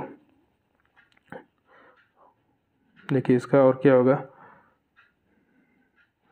देखिए अब आपको बताते हैं 1 माइनस, फॉर्मूला क्या था, 1 minus L1 plus L2 plus L3। तो ये दो आपका माइनस पहले से है और यहाँ भी माइनस, तो ये प्लस हो जाएगा क्या, BC। क्लियर है। अब देखिए फिर से देखिए, यहाँ माइनस है, फिर यहाँ आपका प्लस आ जाएगा FG, फिर यहाँ यहाँ पहले से पॉजिटिव है, अब माइनस बाहर में था, तो ICJG। क्लियर हो गया। अब नॉन टचिंग लूप देखिए, नॉन टचिंग, ये आपका इतना क्लियर हो गया। ये वाला वैल्यू देखिए, ये वैल्यू कोई ऑप्शन में आपको दिख रहा है 1 + BC + FG। पहले देखिए 1 + BC + FG और C माइनस ICJ CIJ और G। देखिए इसमें कोई ऑप्शन देखिए नहीं दिख रहा है आपको, इसी में दिख रहा होगा 1 + BC + FG, ये आपको दिख रहा होगा CI। देखिए निगेटिव यहाँ भी निगेटिव है। बस ये वाला क्वांटिटी आपको कैसे आया है वो आपको बताते हैं। देखिए सेकेंड वाला, यहाँ पर देखिए नॉन टचिंग लूप कौन सा था, लूप ये वाला नॉन टचिंग लूप दिख रहा है L1, ये वाला लूप और ये वाला लूप। देखिए दोनों आपस में टच कर रहा है, नहीं ना कर रहा टच, तो इसी को बोल रहा था कि नॉन टचिंग लूप आपको L1 L2 जो ऑप्शन फॉर्मूला लिखा थे पॉजिटिव में L1 L2, तो ये नॉन टचिंग लूप है। तो इसको कितना BC, नॉन टचिंग लूप हो जाएगा -BC, और यहाँ का माइनस माइनस प्लस हो जाएगा, और JG, ये आपका नॉन टचिंग लूप आया। देखिए यही है BC और अच्छा यहाँ FC, सॉरी यहाँ F है ना, यहाँ FG, यहाँ देखिए ये वाला क्या है, F है ना, FG। तो आपका ये आ गया सही आंसर। तो बस ये आपको फॉर्मूला, आपको यहाँ डेल्टा पूछा था। अगर ट्रांसफ़र फंक्शन निकालने बोल देता तो ट्रांसफ़र फंक्शन का आपको फॉर्मूला आना चाहिए सिग्नल फ्लो ग्राफ में। देखिए आपको ट्रांसफ़र फंक्शन का भी फॉर्मूला बता दिए, इसका सही आंसर आपको बता दिए सोल्व करके। अब अगर ट्रांसफ़र फंक्शन पूछ देता तो ट्रांसफ़र फंक्शन का फॉर्मूला होता है P1 × Δ1 प्लस डॉट डॉट चलते जाएगा P2 × Δ2, अगर जितना पाथ हो उससे डिवाइडेड बाय डेल्टा। डेल्टा का वैल्यू कैसे निकालते हैं वो फॉर्मूला में अभी बता दिया आपको जस्ट। अब देखिए अगर यहाँ क्वेश्चन में पूछ देता है आपके पाथ बताइए, मैं एक्स्ट्रा भी बता रहा हूँ क्या क्या क्वेश्चन में जरूरी नहीं है कि डेल्टा पूछ जाए। अगर यहाँ पर क्वेश्चन में आपको लूप पूछता है, लूप कौन कौन है तो लूप बताने पूछता है। अगर पाथ पूछे, अगर क्वेश्चन पाथ पूछ देता है, अगर आप इसी में बताइए कि पाथ कितने हैं, देखिए आपको पाथ बताते हैं कितना है। देखिए यहाँ 1 से स्टार्ट किए, ए पहला क्या है, ए पर गए, यहाँ पहला ए पर गए, ए हो गया। देखिए बी पर गए, बी पर गए और डी पर, ये पहला पाथ हो गया, ABD पहला पाथ, P1 हो गया। क्लियर हो गया। P2 देखते हैं, देखिए CE पर गए, E पर गए, F पर गए और H पर गए, EFH सेकेंड पाथ हो गया। और कोई पाथ है बताइए, पाथ 3 कोई है, देखिए फिगर को देखिए और बताइए पाथ 3 कोई है, इसमें कोई पाथ 3 आप बता सकते हैं, कोई पाथ 3 है? देखिए आपको दिखाते हैं, यहाँ से स्टार्ट कीजिए, मिटा के बताते हैं आपको। देखिए पाथ 3 कौन सा है, देखिए पाथ है आपका, यहाँ से स्टार्ट किए हम लोग, ए, ठीक है, ए जे, यहाँ से देखिए ए के बाद यहाँ जे आइए, जे जहाँ लिख रहे पहले उस पर जाइए, ए के बाद जे आए, ठीक है, जे आए, जी जाइए, -G, माइनस जी, फिर ऊपर चला जाइए आई के पास, आई यहाँ चला गया आई, और इधर देखिए डी, डी यहाँ से 1, ठीक है। आपको पाथ कौन सा आ गया, ये वाला, यहाँ से ऐसे करके ऐसे करके ऐसे, ये पाथ आपको। और कोई पाथ है तो बताइए, कोई और पाथ दिख रहा है आपको?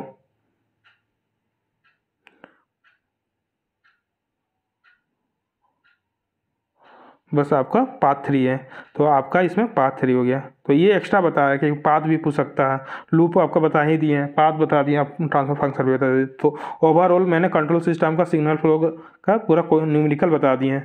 तो चलिए नेक्स्ट क्वेश्चन को देखते हैं हम लोग। देखिए ये सब कंट्रोल सिस्टम से क्वेश्चन पूछ रहा है, ये भी कंट्रोल सिस्टम का क्वेश्चन है।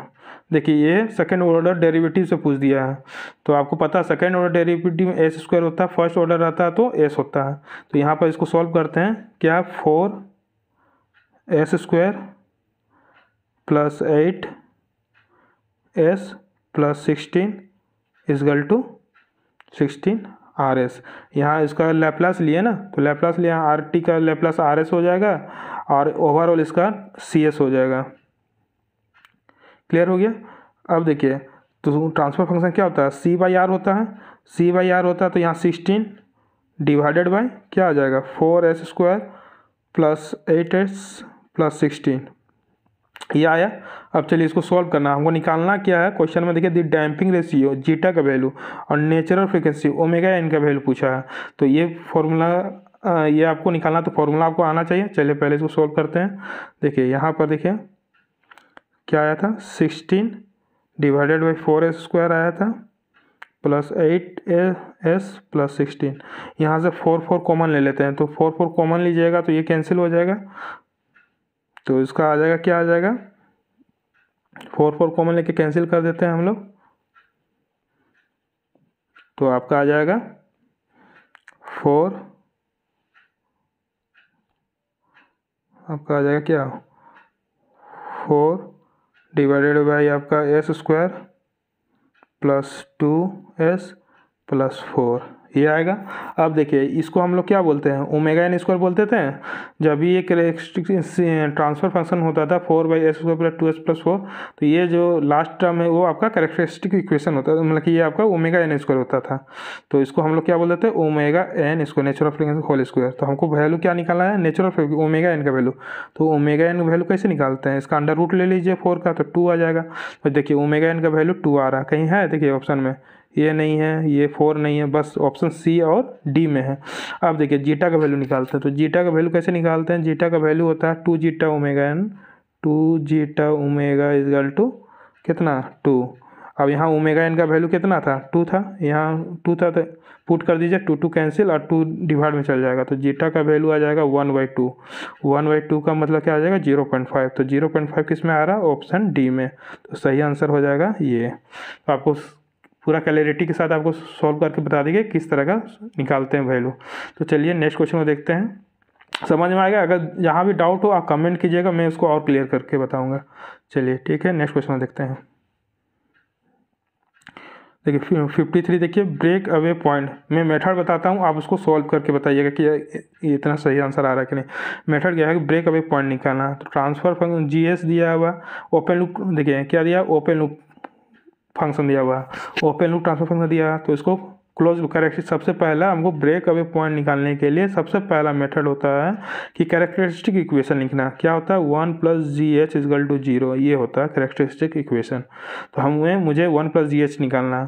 तो यहाँ पर H यूनिटी फीडबैक है, तो 1 + K/S × S + 3 होल स्क्वायर। इसको सॉल्व कीजिएगा तो कुछ सके किसमें एक के का टर्म में आएगा, कुछ एस के टर्म में आएगा। तो सेकंड मेथड क्या करना है, तो आपको सेपरेट करना है।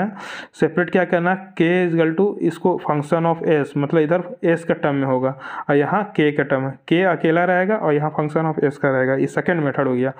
अब क्या करना है कि थर्ड मेथड में क्या करना है आपको, थर्ड मेथड में इसको डिफ्रेंशिएट करना, डी के को डिफ्रेंशिएट करना किसके साथ में, एस के रेस्पेक्ट में।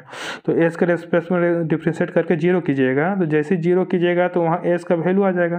तो एस का कुछ वैल्यू मान लीजिए आता है -0.2 और -0.1, ये के एस का वैल्यू आया। अब पुट करेंगे, ये जो एस का वैल्यू आया ना, 2 पुट आया। अगर सेकेंड ऑर्डर होगा एस स्क्वायर में रहेगा तो 2 वैल्यू आएगा एस का, अगर थर्ड ऑर्डर रहेगा तो 3 वैल्यू आएगा। तो आपको सारे को पुट करना है। जैसे मान लीजिए मैंने पुट किया -0. पुट किया किस में, ये फंक्शन ऑफ एस में पुट किए हैं। जहाँ एस का टर्म था उसमें -0.1 पुट करते हैं। तब यहाँ पर मेरा के का वैल्यू अगर पॉजिटिव आ गया, अगर यहाँ पॉजिटिव आता है तब मेरा वो ब्रेक अवे पॉइंट हो जाएगा उस वैल्यू के, ये वैल्यू के लिए के का वैल्यू -0.1 के लिए मेरा के का वैल्यू पॉजिटिव आता है तो ये मेरा ब्रेक अवे पॉइंट हो जाएगा -0.1। अगर निगेटिव आता है तो ये ब्रेक अवे पॉइंट नहीं होगा। तो आपको सारा कॉन्सेप्ट बता दिए हैं। अब देखिएगा सॉल्व करके कौन सा सही आंसर आ रहा है। क्लियर है? डाउट हो तो कमेंट कीजिए। चलिए, इसका आंसर सॉल्व करने पर आपको मैं सही बता देता हूँ कितना आंसर आ रहा है। इसका सही आंसर बी आ रहा है, -1। ठीक है, इसको सॉल्व करके बताइएगा कि इतना सही आंसर आपका आ रहा है कि नहीं आ रहा। आइए नेक्स्ट क्वेश्चन को देखते हैं। नेक्स्ट क्वेश्चन क्या है, देखिए इसमें भी देखिए क्या निकालना हमको। ये भी कंट्रोल सिस्टम, देखिए कंट्रोल सिस्टम भी बहुत इंपॉर्टेंट है। आपको लगातार आपको कंट्रोल सिस्टम से क्वेश्चन मिल रहा है, लगभग 10 क्वेश्चन के कंट्रोल सिस्टम से, 10-15 क्वेश्चन कंट्रोल सिस्टम और पावर सिस्टम और मेजरमेंट, तीनों को बारे में आपको एनालिसिस करके बता दी कितना क्वेश्चन आ रहा है। चलिए इसको देखते हैं, सॉल्व करते हैं। इसको सॉल्व कीजिए, ट्राई पॉज करके सॉल्व कीजिए। देखिए क्या निकालना है हमको, सेंट्रॉयड निकालना है। रूट लोकस आपको पढ़े होंगे, सेंट्रॉयड निकालना है। तो सेंट्रॉयड कैसे निकालते हैं? सेंट्रॉयड का फॉर्मूला होता है summation of p minus summation of 0 number of pole, ये कितना पोल है -0। तो सबसे पहले पोल और 0 देखते हैं सबसे पहले क्वेश्चन में। तो पोल और 0 देखिए यहाँ से निकालते हैं। ये पोल और 0 के बारे में यहाँ से निकलेगा। तो देखिए पोल और 0 क्या है, पोल कितना है, पोल है माइनस, आपको पता है डिनोमिनेटर वाला पोल होता है और न्यूमरेटर वाला 0 होता है। तो इसको पुट करेंगे एस प्लस 3 इजकल टू 0, तो एस इजकल टू -3, एक -3 आएगा। और एस प्लस 5 इजकल टू 0, तो एस इजकल टू -5, ये आपका पोल आ गया। ठीक है, और 0 देखिए 0 का वैल्यू आ जाएगा, एक ही है, एस प्लस 6 इजकल टू 0, तो एस इजकल टू -6, तो 0 की आपका -6 आया। अब पुट करना है मुझे, तो पुट कर देखिए -3 इसका समीशन है, ऐसा नहीं कि आप दो पोल दे, समीशन -3 और -5, तो -3 और -5 कितना हो जाएगा, -8। तो यहाँ -8, यहाँ पर क्या हो जाएगा -8। क्लियर हो गया, -8। अब देखिए यहाँ ऑलरेडी पहले से माइनस है और 0 कितना है, एक ही है, तो -6 हो जाएगा। तो -6 और यहाँ माइनस, तो प्लस हो जाएगा, तो प्लस हो जाएगा यहाँ पर कितना हो जाएगा, +6। और पोल देखिए, पोल कितना है, 1 और 2, पोल कितना है, पोल 2 है, तो पोल कितना हो गया मेरा, और 0 कितना है, 1 है, क्या 0 एक ही है ना, -6, तो पोल कितना आया मेरा 2 और 0 कितना है 1। अब इसको सोल्व कीजिए, -8 + 6 कितना होता है, -2 और 2 - 1 1, तो आपका सेंट्रॉयड कितना आया, -2। कौन सा सही आंसर है, बी। क्लियर हो गया। चलिए नेक्स्ट क्वेश्चन को देखते हैं हम लोग। ये सोल्व कीजिएगा, देखिए ये भी कंट्रोल सिस्टम से है। ये रूट हाउडिस क्राइटेरिया से आप सोल्व करके इसको देखिएगा ये आंसर आ रहा है कि नहीं आ रहा है। आपको सही आंसर बता देते हैं। इसका सही आंसर है के > 3 पर। चलिए नेक्स्ट क्वेश्चन को देखते हैं। नेक्स्ट क्वेश्चन आपका 56। देखिए transfer function GS = C = SI - A का inverse into B of the system. आपका ये अभी जस्ट बताएं कंट्रोलेबिलिटी ऑब्जर्वेबिलिटी, तो आपको सोल्व करके अब सोल्व कर लीजिए, क्या कि जस्ट इससे पहले फॉर्मूला डिटेल में बता चुके हैं। मैं इसका सही आंसर बता देता हूँ, आप देखिएगा इसका सही आंसर आपसे मैच कर रहा है कि नहीं आ रहा है। इसका सही आंसर है सी, इज़ कंट्रोलेबल बट अनऑब्जर्वेबल। आइए नेक्स्ट क्वेश्चन को देखते हैं। देखिए ये भी आपका कंट्रोल सिस्टम, देखिए अभी लगातार आपको 10 to 15 क्वेश्चन आपको कंट्रोल सिस्टम से मिल रही है। चलिए नेक्स्ट क्वेश्चन देखते हैं। इसमें है क्या बात पूछ रहा है, आपको पूछ रहा है signal flow diagram shown figure the transmittance between x1 and x2। x1 x2 के लिए ट्रांसमिटेंस पूछ रहा है, तो आपको इसका ट्रांसमिटेंस मतलब ट्रांसफर फंक्शन x1 से लेके x2 तक के बीच में। तो पहला देखिए यहाँ से आपका एक पाथ 1 दिख रहा है, एक लूप दिख रहा है, ये लूप। तो आपका पाथ 1 और पाथ लूप भी 1 है। अब फिर दूसरा देखिए, यहाँ से देखिए x1 से x2 तक जाना है, तो ये एक दूसरा पाथ मुझे दिख गया और लूप भी एक दिख रहा है। तो दोनों को समीशन कर दीजिए, वही मेरा ट्रांसमिटेंस निकल जाएगा बिटवीन दोनों का। तो चलिए सोल्व करते हैं इसको। देखिए इसका आ जाएगा, पहले पाथ 1 क्या RS हो जाएगा, तो RSU divided by 1 minus loop होता है, तो 1 माइनस लूप कितना है ST। क्लियर हो गया। प्लस अब देखिए सेकेंड वाला पाथ क्या है EF कौन सा है H। 1 माइनस लूप क्या होता है, तो यहाँ पॉजिटिव है तो निगेटिव होगा, यहाँ निगेटिव रहता कोई साइन तो यहाँ पॉजिटिव हो जाता, तो GF। ये देखिए ये आंसर किसी में ऑप्शन में है, देखिए मैच कीजिए। RSU 1 minus ST, RSU 1 minus option D, देखिए यहाँ देखिए RSU 1 माइनस ST और प्लस EFH 1 माइनस FG, तो आपका ऑप्शन डी सही आंसर आपका डी है। चलिए नेक्स्ट क्वेश्चन को देखते हैं। देखिए नेक्स्ट क्वेश्चन है, इसका सही आंसर है आपको 58 क्वेश्चन है, speed control system output rate feedback is use to, तो इसको सही आंसर आपका है सी नंबर,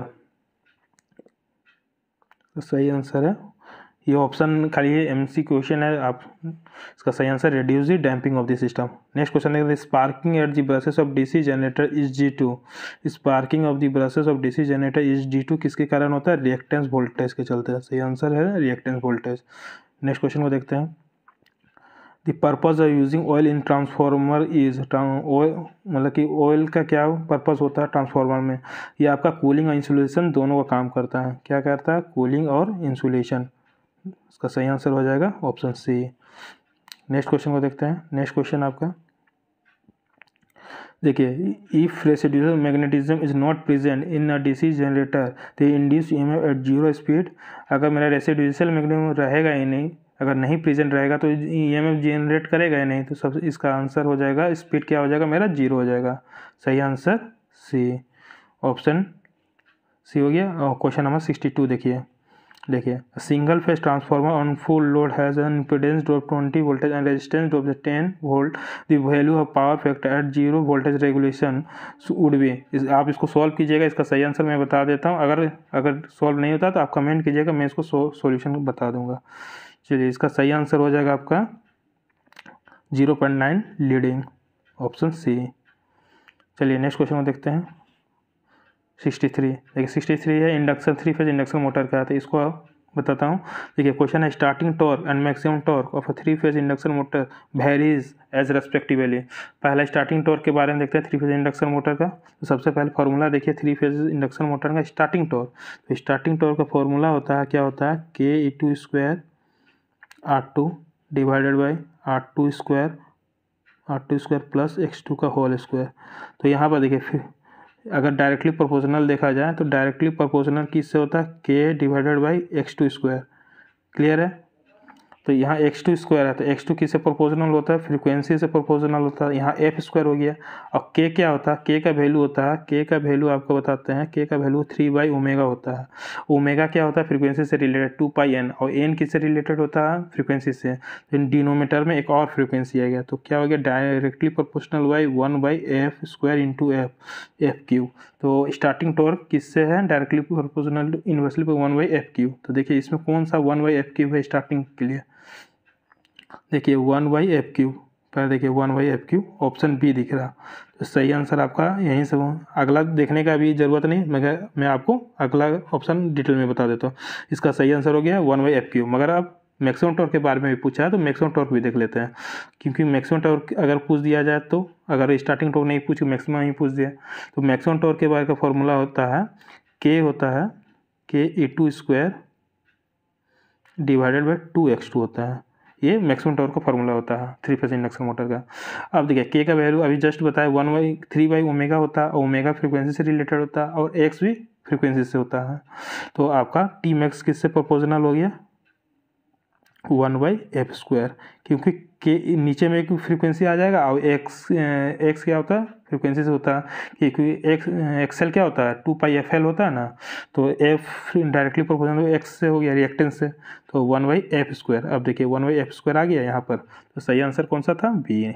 आपको दोनों बता दिए, स्टार्टिंग टॉर्क भी बता दिए, मैक्सिमम टॉर्क के बारे में भी बता दिए। चलिए नेक्स्ट क्वेश्चन देखते हैं। The power factor of synchronous motor, power factor of synchronous motor, इसका सही आंसर हो जाएगा ऑप्शन ए। चलिए नेक्स्ट क्वेश्चन को देखते हैं। The impedance of delta star, ये क्वेश्चन को सॉल्व कीजिएगा। इसका सही आंसर मैं बता देता हूँ, ये आपका आ गया डी नंबर सही आंसर। चलिए नेक्स्ट क्वेश्चन में देखते हैं। An electric motor with a constant output power will have torque speed characteristic in the form of. चलिए इसको अच्छा से बताते हैं। देखिए क्या है कि ये ग्राफ वाइज क्वेश्चन है, तो इसको मैं डिटेल में बताता हूँ। देखिए ये आपको ग्राफ होता है, ये आपका आ गया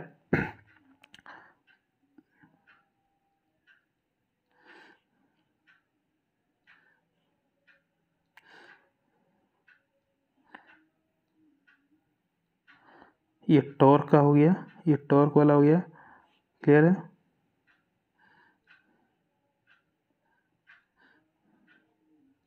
ये ओमेगा का वैल्यू हो गया ग्राफ होता है, और ये पी है पावर का। अब यहाँ पर देखिए क्या पूछा, यहाँ पर बोला गया है कि आप आउटपुट पावर विल है क्या, कांस्टेंट आउटपुट पावर। तो ये जो मेरा कांस्टेंट आउटपुट पावर दिख रहा है ये वाला, ये कांस्टेंट आउटपुट पावर है। यहाँ से देखिए ये कांस्टेंट आउटपुट पावर है, और यहाँ टॉर्क बाई स्पीड कैसा ग्राफ है, टॉर्क ये वाला जो ग्राफ दिख रहा है आपका ब्लू वाला, ये किसका है, रेक्टेंगुलर हाइपरबोला का ग्राफ दिख रहा है आपका। तो हमको पूछा क्या, टॉर्क वर्सेस स्पीड का ग्राफ पूछ रहा है। जब मेरा कांस्टेंट पावर होता है, मतलब आउटपुट पावर कांस्टेंट होता है, तो मेरा टॉर्क बाई स्पीड का ग्राफ किस तरह का बनता है। ये आपका रेक्टेंगुलर हाइपरबोला देख रहे हैं ना, रेक्टेंगुलर हाइपरबोला। इसका सही आंसर हो जाएगा डी। तो मैंने ग्राफ वाइज आपको समझा दिया। चलिए नेक्स्ट क्वेश्चन को देखते हैं, इसको सोल्व कीजिएगा। 67 का सही आंसर बता दे रहा है। सही आंसर आपका है L/CR।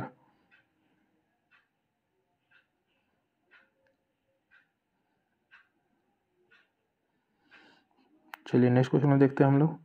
Superposition theorem is valid only, superposition के बारे में पूछ रहा है, किसके लिए वैलिड होता है, लीनियर सर्किट होता है, लीनियर बायलैटरल नेटवर्क होता है। तो इसका सही आंसर हो जाएगा आपका लीनियर के लिए, ये नंबर।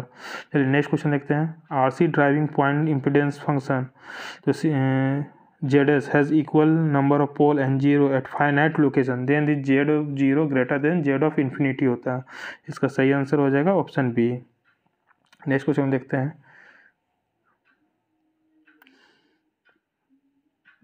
अब देखिए यहाँ नेटवर्क एनालिसिस स्टार्ट हो गया आपका, यहाँ से आपका नेटवर्क एनालिसिस हो गया। नेक्स्ट इसका सही आंसर आप इसको सॉल्व कीजिएगा डायग्राम वाला, क्योंकि मैं बताऊँ बहुत समय अभी लग जाएगा, क्योंकि सॉल्व कीजिए, नहीं बनता है तो मैं आपको डिटेल सॉल्यूशन देता हूँ। इसका सही आंसर आपको बता देता हूँ। इसका सही आंसर है 0 एम्पेयर आता है। क्या निकालना है, current through the resistance R निकालना है, इसके अक्रॉस करंट निकालना है। तो कितना करंट आता है इसके अक्रॉस, तो वो निकालना, ठीक है। चलिए नेक्स्ट क्वेश्चन को देखते हैं।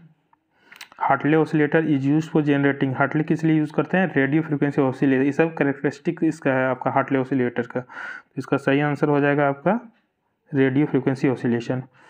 72 देखते हैं। 72 देखिए बेसिक इलेक्ट्रॉनिक्स से क्वेश्चन है ये, क्योंकि ये पूछ रहा है आपका accurate model of the diode forward gain.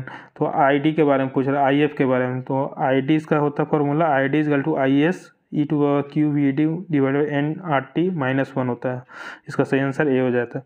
चलिए नेक्स्ट क्वेश्चन देखते हैं। 73 क्वेश्चन देखते हैं। For the input output characteristic of amplifier shown in figure below the voltage gain, इसका क्या आंसर सही हो जाएगा। इसका सही आंसर है, इसको सॉल्व कीजिएगा। ये किसका क्वेश्चन है, आपका वोल्टेज गेन निकालने पूछ रहा है ना, वोल्टेज गेन आपको एम्पलीफायर का क्वेश्चन है। तो इसका सही आंसर हो जाएगा आपका B number, A equal to -50। Solve कीजिएगा इसको। चलिए नेक्स्ट क्वेश्चन देखते हैं। कि सारे क्वेश्चन डिटेल करना तो लगभग 2-3 आवर हो जाएगा, जो कि आपके लिए बहुत समय चला जाएगा। तो मैं कम साइज में आपको पूरा डिटेल एनालिसिस करके बता रहा हूँ कि आपका समय भी बचे, और सारा क्वेश्चन देख लीजिए, क्योंकि आपको एनालिसिस इसलिए कर रहा हूँ क्योंकि क्वेश्चन जो भी है कि आपके लिए हेल्पफुल होगा, क्योंकि सारा क्वेश्चन कौन टॉपिक से पूछ रहा है ज़्यादा मैक्सिमम आपको अभी बताया, मेजरमेंट से, कंट्रोल सिस्टम से, पावर सिस्टम से क्वेश्चन देखें। अब देखिए यहाँ एम्पलीफायर से क्वेश्चन आपको, एनालॉग से 1-2 क्वेश्चन आपको दिखने को मिला, तो आप स्किप भी कर सकते हैं अगर 2 क्वेश्चन आते हैं तो इसको। चलिए नेक्स्ट टॉपिक को देखते हैं। नेक्स्ट क्वेश्चन देखिए, नेक्स्ट क्वेश्चन किससे है, in a crystal oscillator crystal has a thickness of t, if you reduce by 1% what happen to the frequency f. तो थिकनेस जो है डायरेक्टली फ्रीक्वेंसी से होता है, अगर मेरा मतलब कि थिकनेस घट रहा है तो आपका फ्रीक्वेंसी भी उतना ही रेशियो से घटेगा। रिड्यूस 1% हो रहा है तो फ्रीक्वेंसी भी रिड्यूस होगा 1% से ही। इसका सही आंसर हो जाएगा F will decrease by 1%, answer D. चलिए नेक्स्ट क्वेश्चन देखते हैं। नेक्स्ट क्वेश्चन देखिए, एम्पलीफायर का क्वेश्चन पूछा गया, तो एम्पलीफायर का क्वेश्चन है, इसको सोल्व कीजिएगा। इसका सही आंसर है, एनालॉग का क्वेश्चन है, -10। चलिए नेक्स्ट क्वेश्चन देखते हैं। इसका नेक्स्ट क्वेश्चन का सही आंसर है ऑप्शन सी, ऑप्शन सी। ये आपका किसका क्वेश्चन, इलेक्ट्रिक फील्ड से क्वेश्चन, डिस्प्लेसमेंट करंट के बारे में पूछ रहा। चलिए नेक्स्ट क्वेश्चन देखते हैं, कंटिन्यूटी इक्वेशन। अब देखिए ये किसका है, EMT का क्वेश्चन है। इधर देखिए 1-2 क्वेश्चन आपका EMT से भी क्वेश्चन पूछ दिया गया। देखिए आपका क्या है, कंटिन्यूटी इक्वेशन पूछा है। कंटिन्यूटी इक्वेशन किसका होता है, continuity equation V cross J equal to minus del rho V into del T. इसका आपका आ जाएगा A का 4 नंबर। अब देखिए एम्पेयर्स लॉ किसका होता है, V cross J equal to J plus del D by del T, option इसका A नंबर। डिस्प्लेसमेंट करंट क्या होता है, J equal to del D by del T, displacement current. अब देखिए फैराडे लॉ आपका हो जाता है del cross E equal to minus del B by del T, ये हो गया। अब देखिए मैच कीजिए, 1 का क्या हो जाएगा, वो A का 4 है। A का 4 किस में है, A का 4 देखिए ऑप्शन A और B में देखिए दोनों आ जा रहा है। सेकंड देखिए B का क्या है, B का A1, B का 1 किस में आ रहा है, आप ऑप्शन B में आ रहा है, तो सही आंसर हो जाएगा B नंबर। क्लियर हो गया। आइए नेक्स्ट क्वेश्चन को देखते हैं। देखिए ये भी आपका बेसिक इलेक्ट्रॉनिक्स से ही क्वेश्चन है, इंट्रिंसिक इम्पीडेंस। तो आप इसको सॉल्व, इंट्रिंसिक इम्पीडेंस से रिलेटेड है। देखिए स्किन डेप्थ जो होता है, स्किन डेप्थ आपसे प्रोपोर्शनल होता है 1/√μf है। इसका डायरेक्टली प्रोपोर्शनल आपको दिख रहा है 1/μf है। तो ये C का 3, तो C का 3 देखिए किसी में है, C का 3 में किस में है, एक आपका A में है और एक ऑप्शन C में है। C का, तो ऑप्शन D देख लेते हैं। Option D attenuation constant, √ω/μf को बोलते हैं। एटीन्यूएशन कांस्टेंट किसको बोलते हैं, √ω, फिर बाहर में है म्यू रो। तो इसका सही आंसर हो जाएगा कौन सा, B नंबर, C नंबर।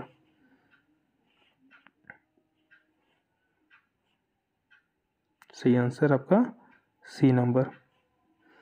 चलिए नेक्स्ट क्वेश्चन को देखते हैं। The ratio of charge stored by 2 metallic sphere raised to the same potential is 6. The ratio of the surface area of the sphere is, इसको solve कीजिए। इसका सही answer मैं बता देता हूँ 36। नेक्स्ट क्वेश्चन को देखते हैं। इन द सिलेंडर कोऑर्डिनेट के लिए सिलेंडर, इसका सही आंसर आपका है लैप्लेस। ये जो इक्वेशन दिया हुआ है लैप्लेस इक्वेशन का है। अगर लैप्लेस इक्वेशन का देखे होंगे आप इक्वेशन, तो ये आपका मैच करता है। कौन सा सही आंसर है, लैप्लेस इक्वेशन। चलिए नेक्स्ट क्वेश्चन को देखते हैं। Which of the following instrument are capable of serving as transfer function, transfer instrument, sorry इसमें क्या है, ट्रांसफर इंस्ट्रूमेंट पूछ रहा है। तो transfer instrument electrodynamometer transfer instrument के लिए यूज़ किया जाता है। तो सही आंसर इसका आपका हो जाएगा option C, electrodynamometer. Question number 82। देखिए for the measurement high resistance loss of charge method which graph is use for more accurate result, इसमें कौन सा मोस्ट एक्यूरेट रिजल्ट देता है वो उसके बारे में पूछा है। तो ऑप्शन देखिए, इसका सही आंसर मैं बता देता हूँ। सही आंसर आपका है ऑप्शन A।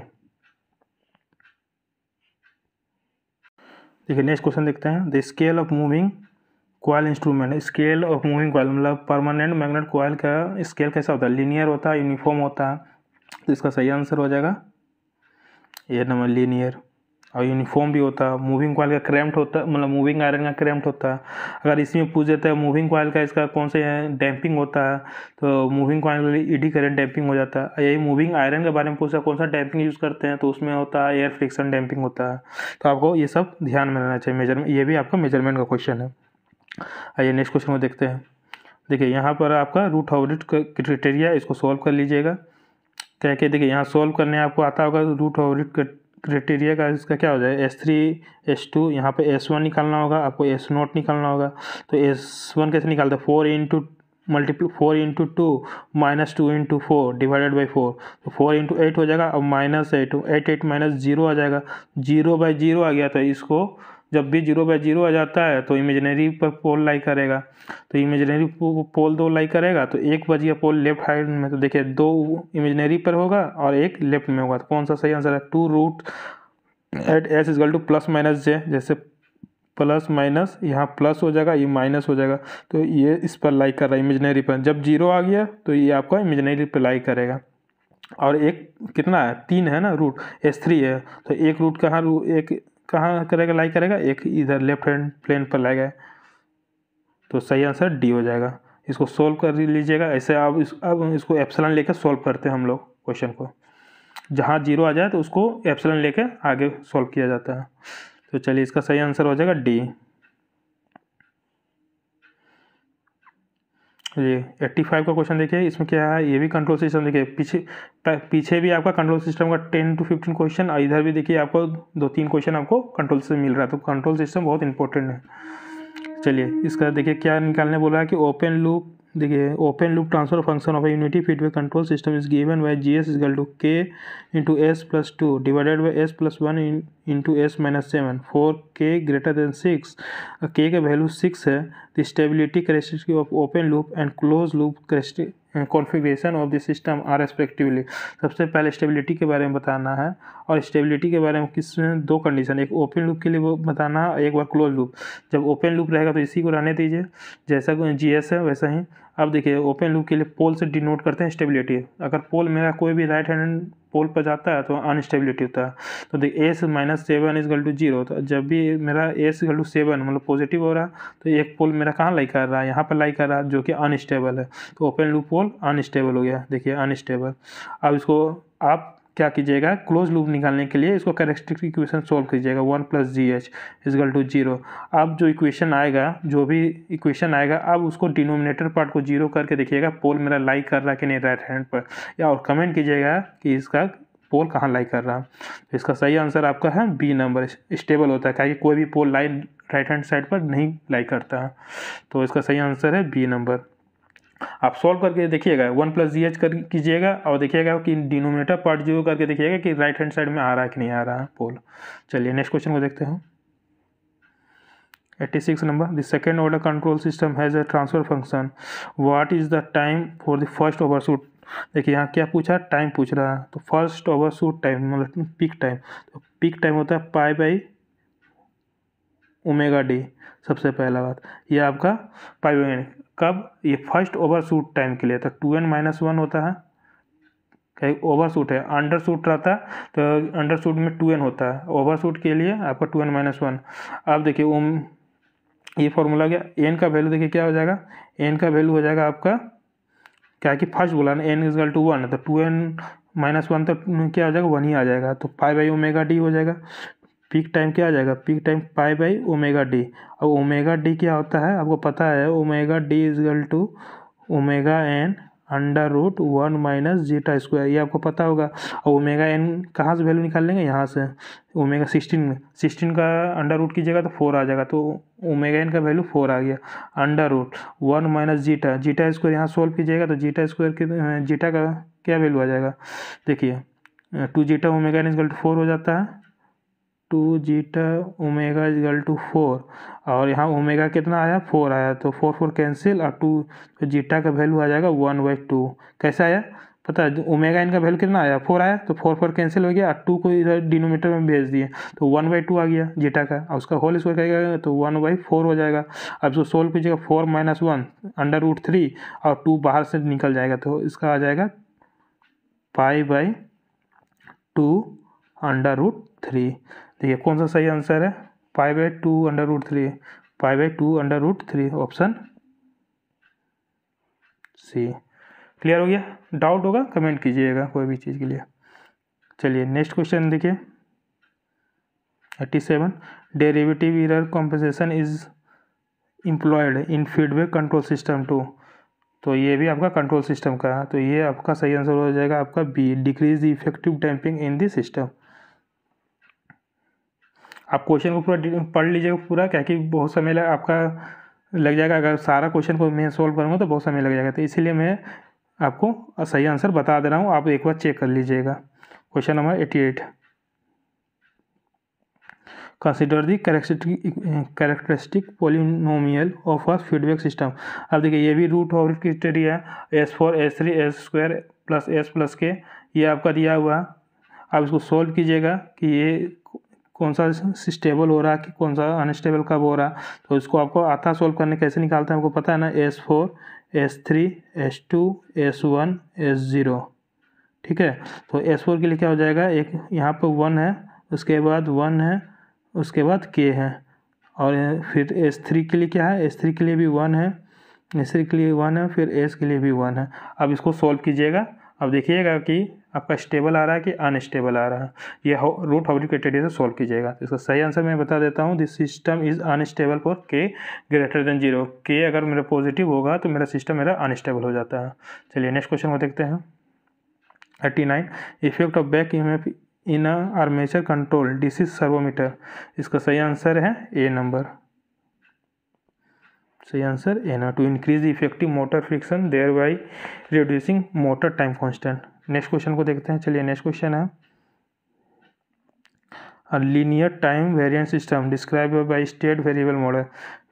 अब देखिए वही आपका स्टेट वेरिएबल क्वेश्चन है, ये भी कंट्रोल सिस्टम से है। जस्ट अभी बताया ऑब्जर्वेबिलिटी और कंट्रोलेबिलिटी कैसे निकालते हैं। चलिए इसका सही आंसर आप निकाल के देखिएगा क्या आ रहा है। ये ए मैट्रिक्स, ये ए मैट्रिक्स है, ए मैट्रिक्स है, ये आपका बी मैट्रिक्स है, ये आपका सी मैट्रिक्स है। आप सोल्व कीजिएगा कि देखिए कौन सा आ रहा है। इसका सही आंसर आपका बता देते हैं a number, this system is uncontrollable है एंड कम्प्लीटली ऑब्जर्वेबल। ऑब्जर्वेबल का मतलब क्या हो जाता है कि डिटर्मिनेंट 0 नहीं आएगा, और अनकंट्रोलेबल का मतलब है कि मेरा डिटर्मिनेंट 0 आ जाता है। ये आपको पहले बता चुके हैं। अगर पीछे पहले आप क्वेश्चन नहीं देखे हैं तो आप एक बार पूरा देख लीजिएगा। चलिए नेक्स्ट क्वेश्चन को देखते हैं। The most commonly used input signal in control system. The most input जो कंट्रोल सिस्टम होता है, मोस्ट इनपुट सिग्नल हमेशा देखिएगा स्टेप इनपुट होता है। तो इसका सही आंसर हो जाएगा a number, step function. Question number 92 देखिए, when a 2 winding transformer is connected as auto transformer is efficiency at full load. तो आपको पता है कि efficiency of auto transformer greater than efficiency of 2 winding transformer का होता है, 2 वाइंडिंग ट्रांसफार्मर का होता है ये इफिशिएंसी, और लॉसेस दोनों का बराबर होता है। तो इसका सही आंसर हो जाएगा कौन सा, इंक्रीज। क्या कि 2 winding transformer is connected as an auto transformer.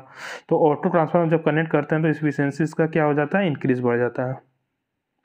चलिए नेक्स्ट क्वेश्चन को देखते हैं। ड्यूरिंग ब्लॉक रोटर टेस्ट किसके लिए यूज करते हैं, कॉपर लॉसेस के लिए करते हैं। During block rotor test induction motor के लिए, इसलिए कॉपर लॉस के लिए। चलिए नेक्स्ट क्वेश्चन देखते हैं 94 नंबर। देखिए सिंक्रोनस फेज मॉडिफायर के बारे में बोला गया। फेज मॉडिफायर का मतलब क्या होता है कि आपका सिलिंड्रिकल रोटर, मतलब सिलिंड्रिकल रोटर का मतलब स्टीम टरबाइन। फेज मॉडिफायर का मतलब वही है स्टीम टरबाइन के बारे में, मतलब उसका रोटर कैसा होता है, स्टीम टरबाइन का आपका सिलिंड्रिकल होता है, मतलब नॉन साइलेंट होता है। नॉन साइलेंट होता है तो उसका आपका देखिएगा स्पीड बहुत हाई होता है। स्पीड हाई होता है तो उसका शाफ्ट जो होता है बहुत स्मॉल होता है, शाफ्ट स्मॉल होता है और एक्सल लेंथ हाई होता है और हायर स्पीड होता है। तो उसका सही आंसर हो जाएगा ऑप्शन बी नंबर। उसी तरह का अगर आपका किसमें हाइड्रो के बारे में, हाइड्रो पावर प्लांट के बारे में पूछ जाता है तो उसमें रोटर कैसा यूज़ होता है, हम लोग साइलेंट पोल रोटर यूज़ करते हैं। साइलेंट पोल रोटर होता है तो इसका स्पीड लो होता है आपका, और शाफ्ट अगर पूछ दिया जाए उसका डायमीटर लार्जर होता है और एक्सल लेंथ कम लो होता है, मतलब स्मॉल होता है axle length in comparison to steam power plant. चलिए नेक्स्ट क्वेश्चन देखते हैं। जितना भी बता रहा हूँ वो सब आपके लिए इम्पोर्टेंट है। चलिए 95 का क्वेश्चन सॉल्व कीजिएगा। बहुत अच्छा क्वेश्चन है। एक बार सोल्व करके देखिए आपसे बन रहा है कि नहीं बन रहा। फिर मैं सोल्व करता हूँ। देखिए ये क्वेश्चन क्या है। 6 pole lap connector DC generator has 480 conductor and armature circuit resistance is 0.06 ohm. If the conductor are reconnected to form a wave winding, other thing remaining unchanged, the value of armature circuit resistance will be। तो इसका क्या बोल रहा है कि सबसे पहले आपका आर्मेचर रेजिस्टेंस निकालने के लिए, तो आर्मेचर रेजिस्टेंस क्या होता है आपका RZ/A²।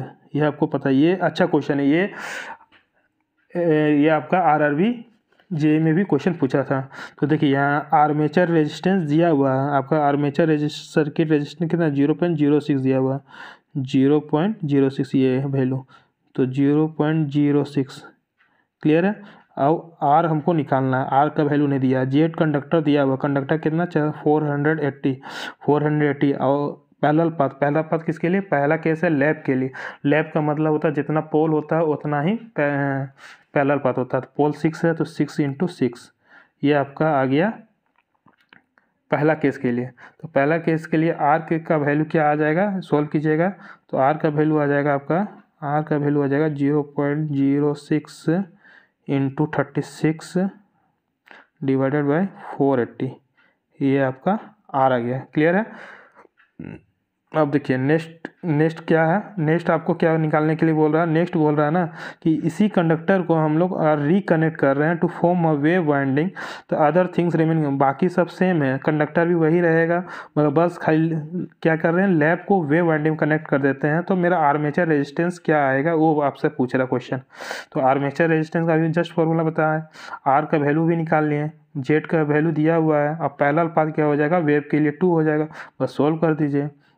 यहाँ आर्मेचर के लिए क्या हो जाएगा, आर इंटू जेड, आर का वैल्यू ये इतना आया 0.06। इसको सोल्व कीजिएगा आप, कितना आएगा 36 डिवाइडेड बाई 480, ये आर हो गया, इंटू कंडक्टर कितना दिया हुआ 480 ना, कंडक्टर कितना 480 आर जेड बाई A² कितना है, वेव के लिए 2 होता है तो A² होता है 2 × 2, तो 480 कैंसिल। अब इसको सॉल्व कीजिएगा, 2 × 4 यहाँ 9, ठीक है, 9 × 6 0.54, ये आपका आर्मेचर रेजिस्टेंस निकला। तो सबसे पहले आपको यहाँ पर क्वेश्चन में क्या दिया हुआ था कि आर्मेचर रेजिस्टेंस दिया था कब, जब लैप मेरा कनेक्टेड रहता है। तो वहाँ से हम लोग रेजिस्टेंस निकाल लिए। जब रेजिस्टेंस फाइंड कर दिए, बाकी सब सेम चीज़ है, डाटा सेम वैल्यू है, बस आपका क्या कर दिया है, लैप से वेव कर दिया गया है। तो वेव जैसे ही करेंगे तो मुझे पूछ रहा है आर्मेचर रेजिस्टेंस निकालने, बस आपको प्रोसेस बता दिए, सॉल्यूशन करके निकाल भी दिए। तो इसका सही आंसर कौन सा है, डी नंबर। चलिए नेक्स्ट क्वेश्चन को देखते हैं। बहुत अच्छा क्वेश्चन था इसको। चलिए नेक्स्ट क्वेश्चन है, the relative speed between the magnetic field of stator and rotor under steady state operation is 0। तो इसका सही आंसर हो जाएगा, आंसर डी नंबर। सही आंसर है D number, all of the above. Next question देखते हैं। नेक्स्ट क्वेश्चन आपका है, during hunting of synchronous motor, during hunting of synchronous motor किस लिए यूज़ करते हैं, हंटिंग टेम्पर बार डेवलप टॉर्क के लिए। सही आंसर हो जाएगा बी नंबर। सही आंसर है बी नंबर। नेक्स्ट क्वेश्चन देखते हैं, the DC motor which can provide 0 speed regulation eight full load without any. तो इस मेरा क्या है, DC motor which can provide 0 speed regulation. 0 speed regulation एक ही केस में देता है, डिफरेंशियल कंपाउंड मोटर जो होता है उसी में 0 स्पीड रेगुलेशन देता है। तो इसका सही आंसर हो जाएगा डी नंबर। चलिए नेक्स्ट क्वेश्चन देखते हैं।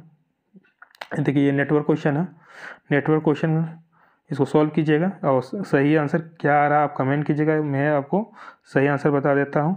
सही आंसर आपका है, सही आंसर आपका है डी नंबर। सही answer D number, R2/R2 + R3। अब ये आपका आंसर मैच कर रहा है कि नहीं कर रहा है आप बताइएगा। चलिए नेक्स्ट क्वेश्चन देखते हैं। 100 question, Fourier transform and Laplace transform are related. देखिए ये सिग्नल का क्वेश्चन आ गया। तो सिग्नल एंड सिस्टम पढ़े होंगे, तो सिग्नल का ये क्वेश्चन आ गया। तो ये आपसे क्या बोला, फोरियर ट्रांसफॉर्म और लैपलेस ट्रांसफॉर्म एक आपका फ्रीक्वेंसी डोमेन होता है, फोरियर और लैपलेस। चलिए नेक्स्ट क्वेश्चन को देखते हैं। नेक्स्ट क्वेश्चन, ये देखिए क्वेश्चन आपका नॉर्टन से है, ये नेटवर्क थ्योरी का क्वेश्चन है, इसको सॉल्व कीजिएगा। नेटवर्क थ्योरी का क्वेश्चन है। सबसे पहले चलिए आर एन निकालते हैं। आर एन यहाँ से निकालते हैं। जब भी आर एन निकालना है आपका किसके, यहाँ से निकालना है, इससे देखना है एक्स वाई से। तो ये 20, जब भी आर एन निकालते हैं तो क्या करते हैं, वोल्टेज सोर्स को शॉर्ट सर्किट करते हैं और करंट सोर्स को ओपन सर्किट करते हैं। पहला नियम आपको आर एन निकालने के लिए, तो इसको शॉर्ट सर्किट कीजिए, वोल्टेज को शॉर्ट सर्किट किए, वोल्टेज शॉर्ट सर्किट किए। अब ये एक 20 ओम और 10 ओम दोनों पैरेलल है एक्स वाई के रेस्पेक्ट से, तो दोनों पैरेलल, तो इसको सॉल्व कीजिए। 20 इंटू 10/30, तो 0 0 कैंसिल, 20/3 6.67, 6.67 किसी में है, आर एन का वैल्यू नहीं है, तो सही आंसर डी नंबर। ज़रूरत ही नहीं है आई एन निकालने का, जब एक ही ऑप्शन में आर एन का वैल्यू मिल जाता है तो आगे सोल्व नहीं कीजिए। चलिए नेक्स्ट क्वेश्चन को देखते हैं। आप सोल्व करके बताइएगा आर एन का वैल्यू कितना आ रहा है, मतलब आई एन का वैल्यू। आर एन का वैल्यू मैंने सोल्व करके बता दिया, आप यहाँ पर आई एन का वैल्यू 3.3 आ रहा है कि नहीं, आप सोल्व कीजिएगा।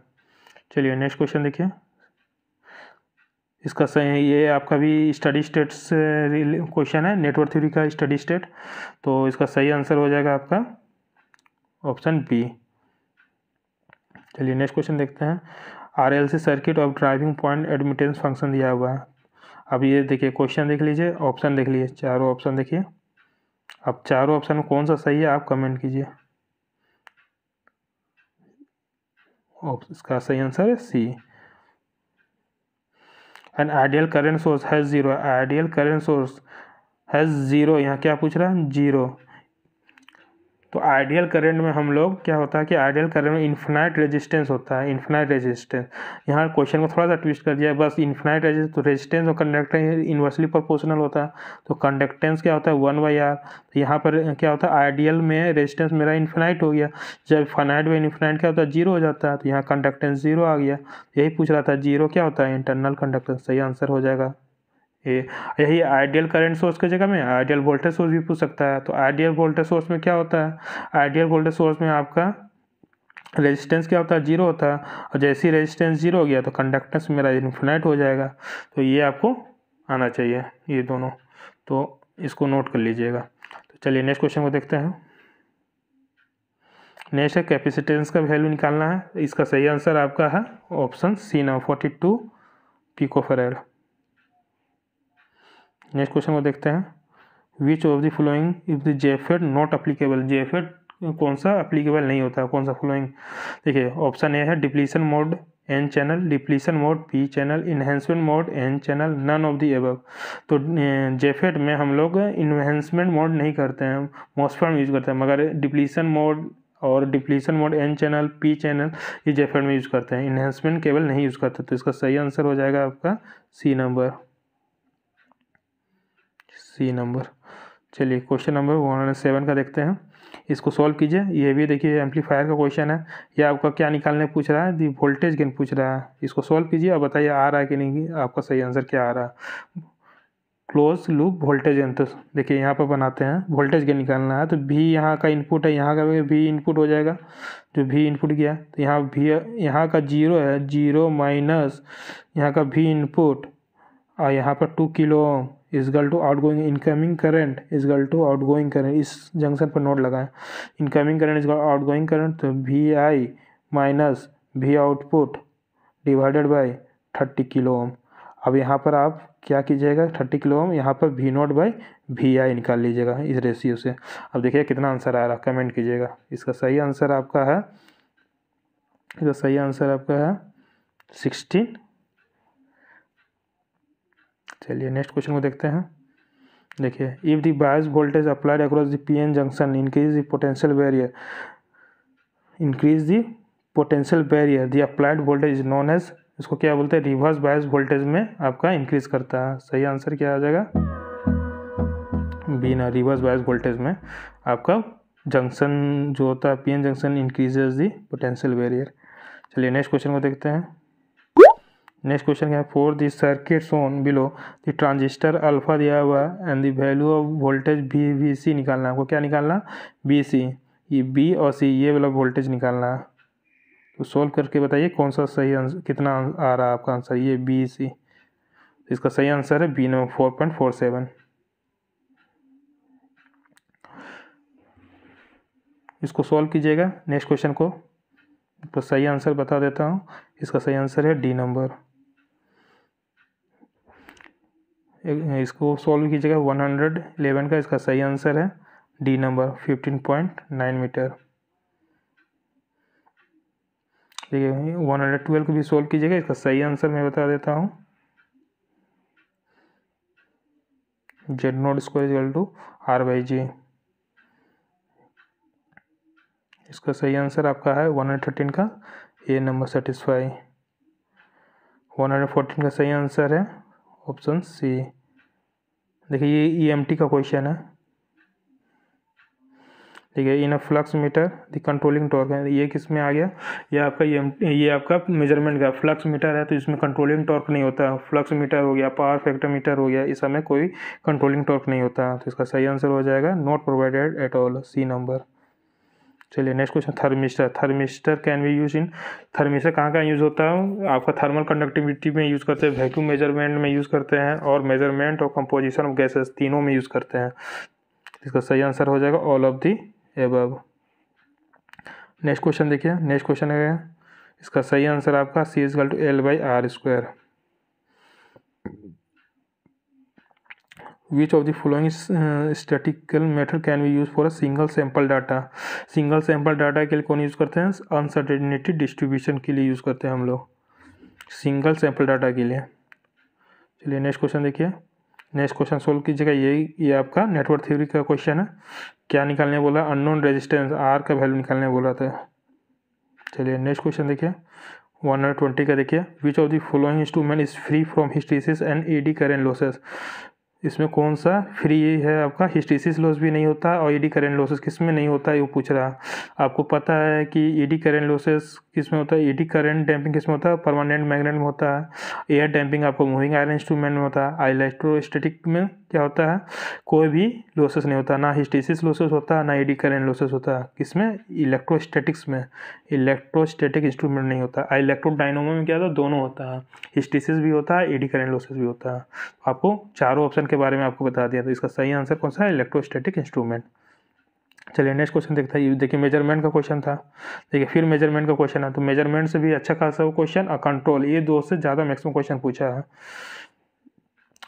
देखिए इसका सही मेजर किसके लिए यूज़ करते हैं, high insulation of high resistance, measurement of high resistance, पहला ऑप्शन ये हो जाएगा, वो मेगर का 3। स्पेक्ट्रम एनालाइजर किस लिए यूज़ करते हैं, सिरिंज ब्रिज। देखिए सिरिंज ब्रिज किसका है, measurement of frequency, measurement loss angle of dielectric. तो सिरिंज ब्रिज किसके लिए यूज़ करते हैं, ये वाला करते हैं, लॉस एंगल इन डाइलेक्ट्रिक। तो इसका देखिए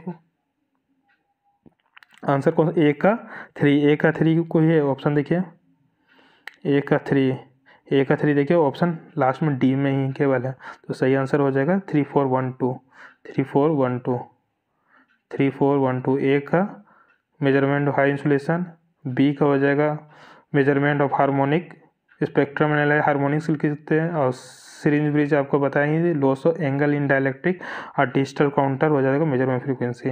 तो चारों के बारे में पता चल गया। चलिए नेक्स्ट क्वेश्चन को देखते हैं। Load flow study is carried out. Load flow किस लिए यूज़ करते हैं, किसका स्टडी करते हैं हम लोग, सिस्टम प्लानिंग का स्टडी करते हैं। ऑप्शन सी सिस्टम प्लानिंग के लिए यूज़ करते हैं लोड फ्लो स्टडी। चलिए नेक्स्ट क्वेश्चन को देखते हैं। नेक्स्ट क्वेश्चन क्या है, the zero sequence current in generator. देखिए पावर सिस्टम का क्वेश्चन आ गया। The zero sequence current of a generator of a line to ground, LG fault हो रहा है, is J 3.0 per unit. Then the current through the neutral during the fault, हमको current निकालना है neutral के लिए। तो करंट अभी जस्ट बताया न्यूट्रल के लिए 3IN होता है, तो 3 × IA 0 होता है, कहा जीरो सीक्वेंस 3IA 0, तो जीरो सीक्वेंस का करंट दिया, मतलब फॉल्ट करंट दिया हुआ है 3 इंटू मल्टीप्लाई 3 कीजिएगा तो 9 आ जाएगा। तो सही आंसर हो जाएगा आपका सी नंबर J 9.0 पर यूनिट। चलिए नेक्स्ट क्वेश्चन देखते हैं। कैलकुलेट द सेग ऑफ दिस, सेग निकालना है, तो इसका सेग का फॉर्मूला बता देते हैं, वैल्यू में पुट कर लीजिएगा। सेग इज टू क्या होता है, ओमेगा L² / 8T। ये 8T, T क्या टेंशन है, ओमेगा पता है, L क्या लेंथ ऑफ द स्पेन होता है, स्पेन लेंथ होता है, और वेट आपको पता है W क्या है। तो इसमें फॉर्मूला पुट कीजिएगा और आंसर निकाल लीजिएगा। चलिए नेक्स्ट क्वेश्चन को देखते हैं। लास्ट आपका टेक्निकल का लास्ट क्वेश्चन देखिए, जनरेटिंग स्टेशन, ये अच्छा क्वेश्चन है। ये पावर सिस्टम को सॉल्व कीजिए, पॉज करके सॉल्व कीजिए। अब बताइए आपका सही आंसर क्या आ रहा है। देखिए सॉल्व करते हैं। देखिए सही आंसर आपका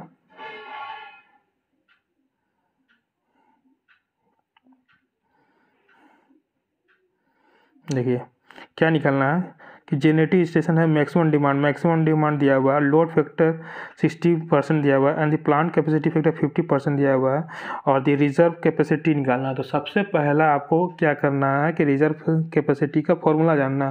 तो रिजर्व कैपेसिटी का फॉर्मूला होता है plant capacity minus maximum demand. ये आपको पता होना चाहिए कि रिजर्व कैपेसिटी कैसे निकालते हैं। अब प्लांट कैपेसिटी कैसे निकालते हैं, सबसे पहले कोई बताइए कमेंट करके, प्लांट कैपेसिटी कैसे निकालेंगे। तो प्लांट कैपेसिटी निकलता है प्लांट कैपेसिटी फैक्टर से, इक्वल टू क्या होता है कि average divided by plant capacity.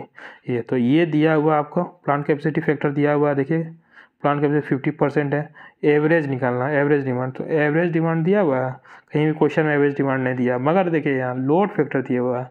अब देखिए लोड फैक्टर दिया, देखिए सारा डाटा का यूज़ करके ये क्वेश्चन बनाया गया, तो बहुत अच्छा क्वेश्चन है, इसीलिए बता रहे हैं कि लोड फैक्टर क्या होता है। लोड फैक्टर होता है आपका एवरेज बाई मैक्सिमम डिमांड। अब देखिए लोड फैक्टर दिया 0.6, 60% है तो 0.6 हो गया। मैक्सिमम डिमांड कितना 30 दिया हुआ है, तो 0.6 इंटू 30 कीजिएगा तो 18 आ जाएगा। तो एवरेज कितना आ गया, एवरेज आपका निकल के आ जाएगा, एवरेज डिमांड 18 आ जाएगा मेगावाट। अब देखिए एवरेज डिमांड कितना आया 18। अब प्लांट कैपेसिटी निकालना है मुझे, divided by plant capacity factor कितना है, प्लांट कैपेसिटी फैक्टर 0.5। अब इसको सोल्व कीजिए तो प्लांट कैपेसिटी का वैल्यू भी निकल गया।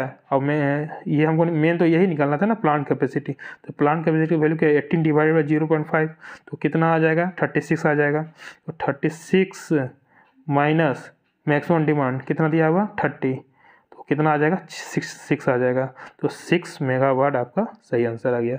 यही मेरा रिजर्व कैपेसिटी ऑफ प्लांट निकला। उम्मीद करता हूँ ये वीडियो आपको अच्छा लगा होगा। आज मैंने पेपर 1 का डिटेल एनालिसिस किया हूँ। अगले वीडियो में हम लोग पेपर 2 को एनालिसिस करेंगे, जिसमें आपका पेपर 2 में आपका 1 से लेके 25 क्वेश्चन जनरल नॉलेज क्वेश्चन रहेगा और 26 से लेकर 125 टेक्निकल क्वेश्चन रहेगा। तो तब तक के लिए आप लोग अच्छे से तैयारी करते रहिए। मिलते हैं नेक्स्ट वीडियो में। धन्यवाद।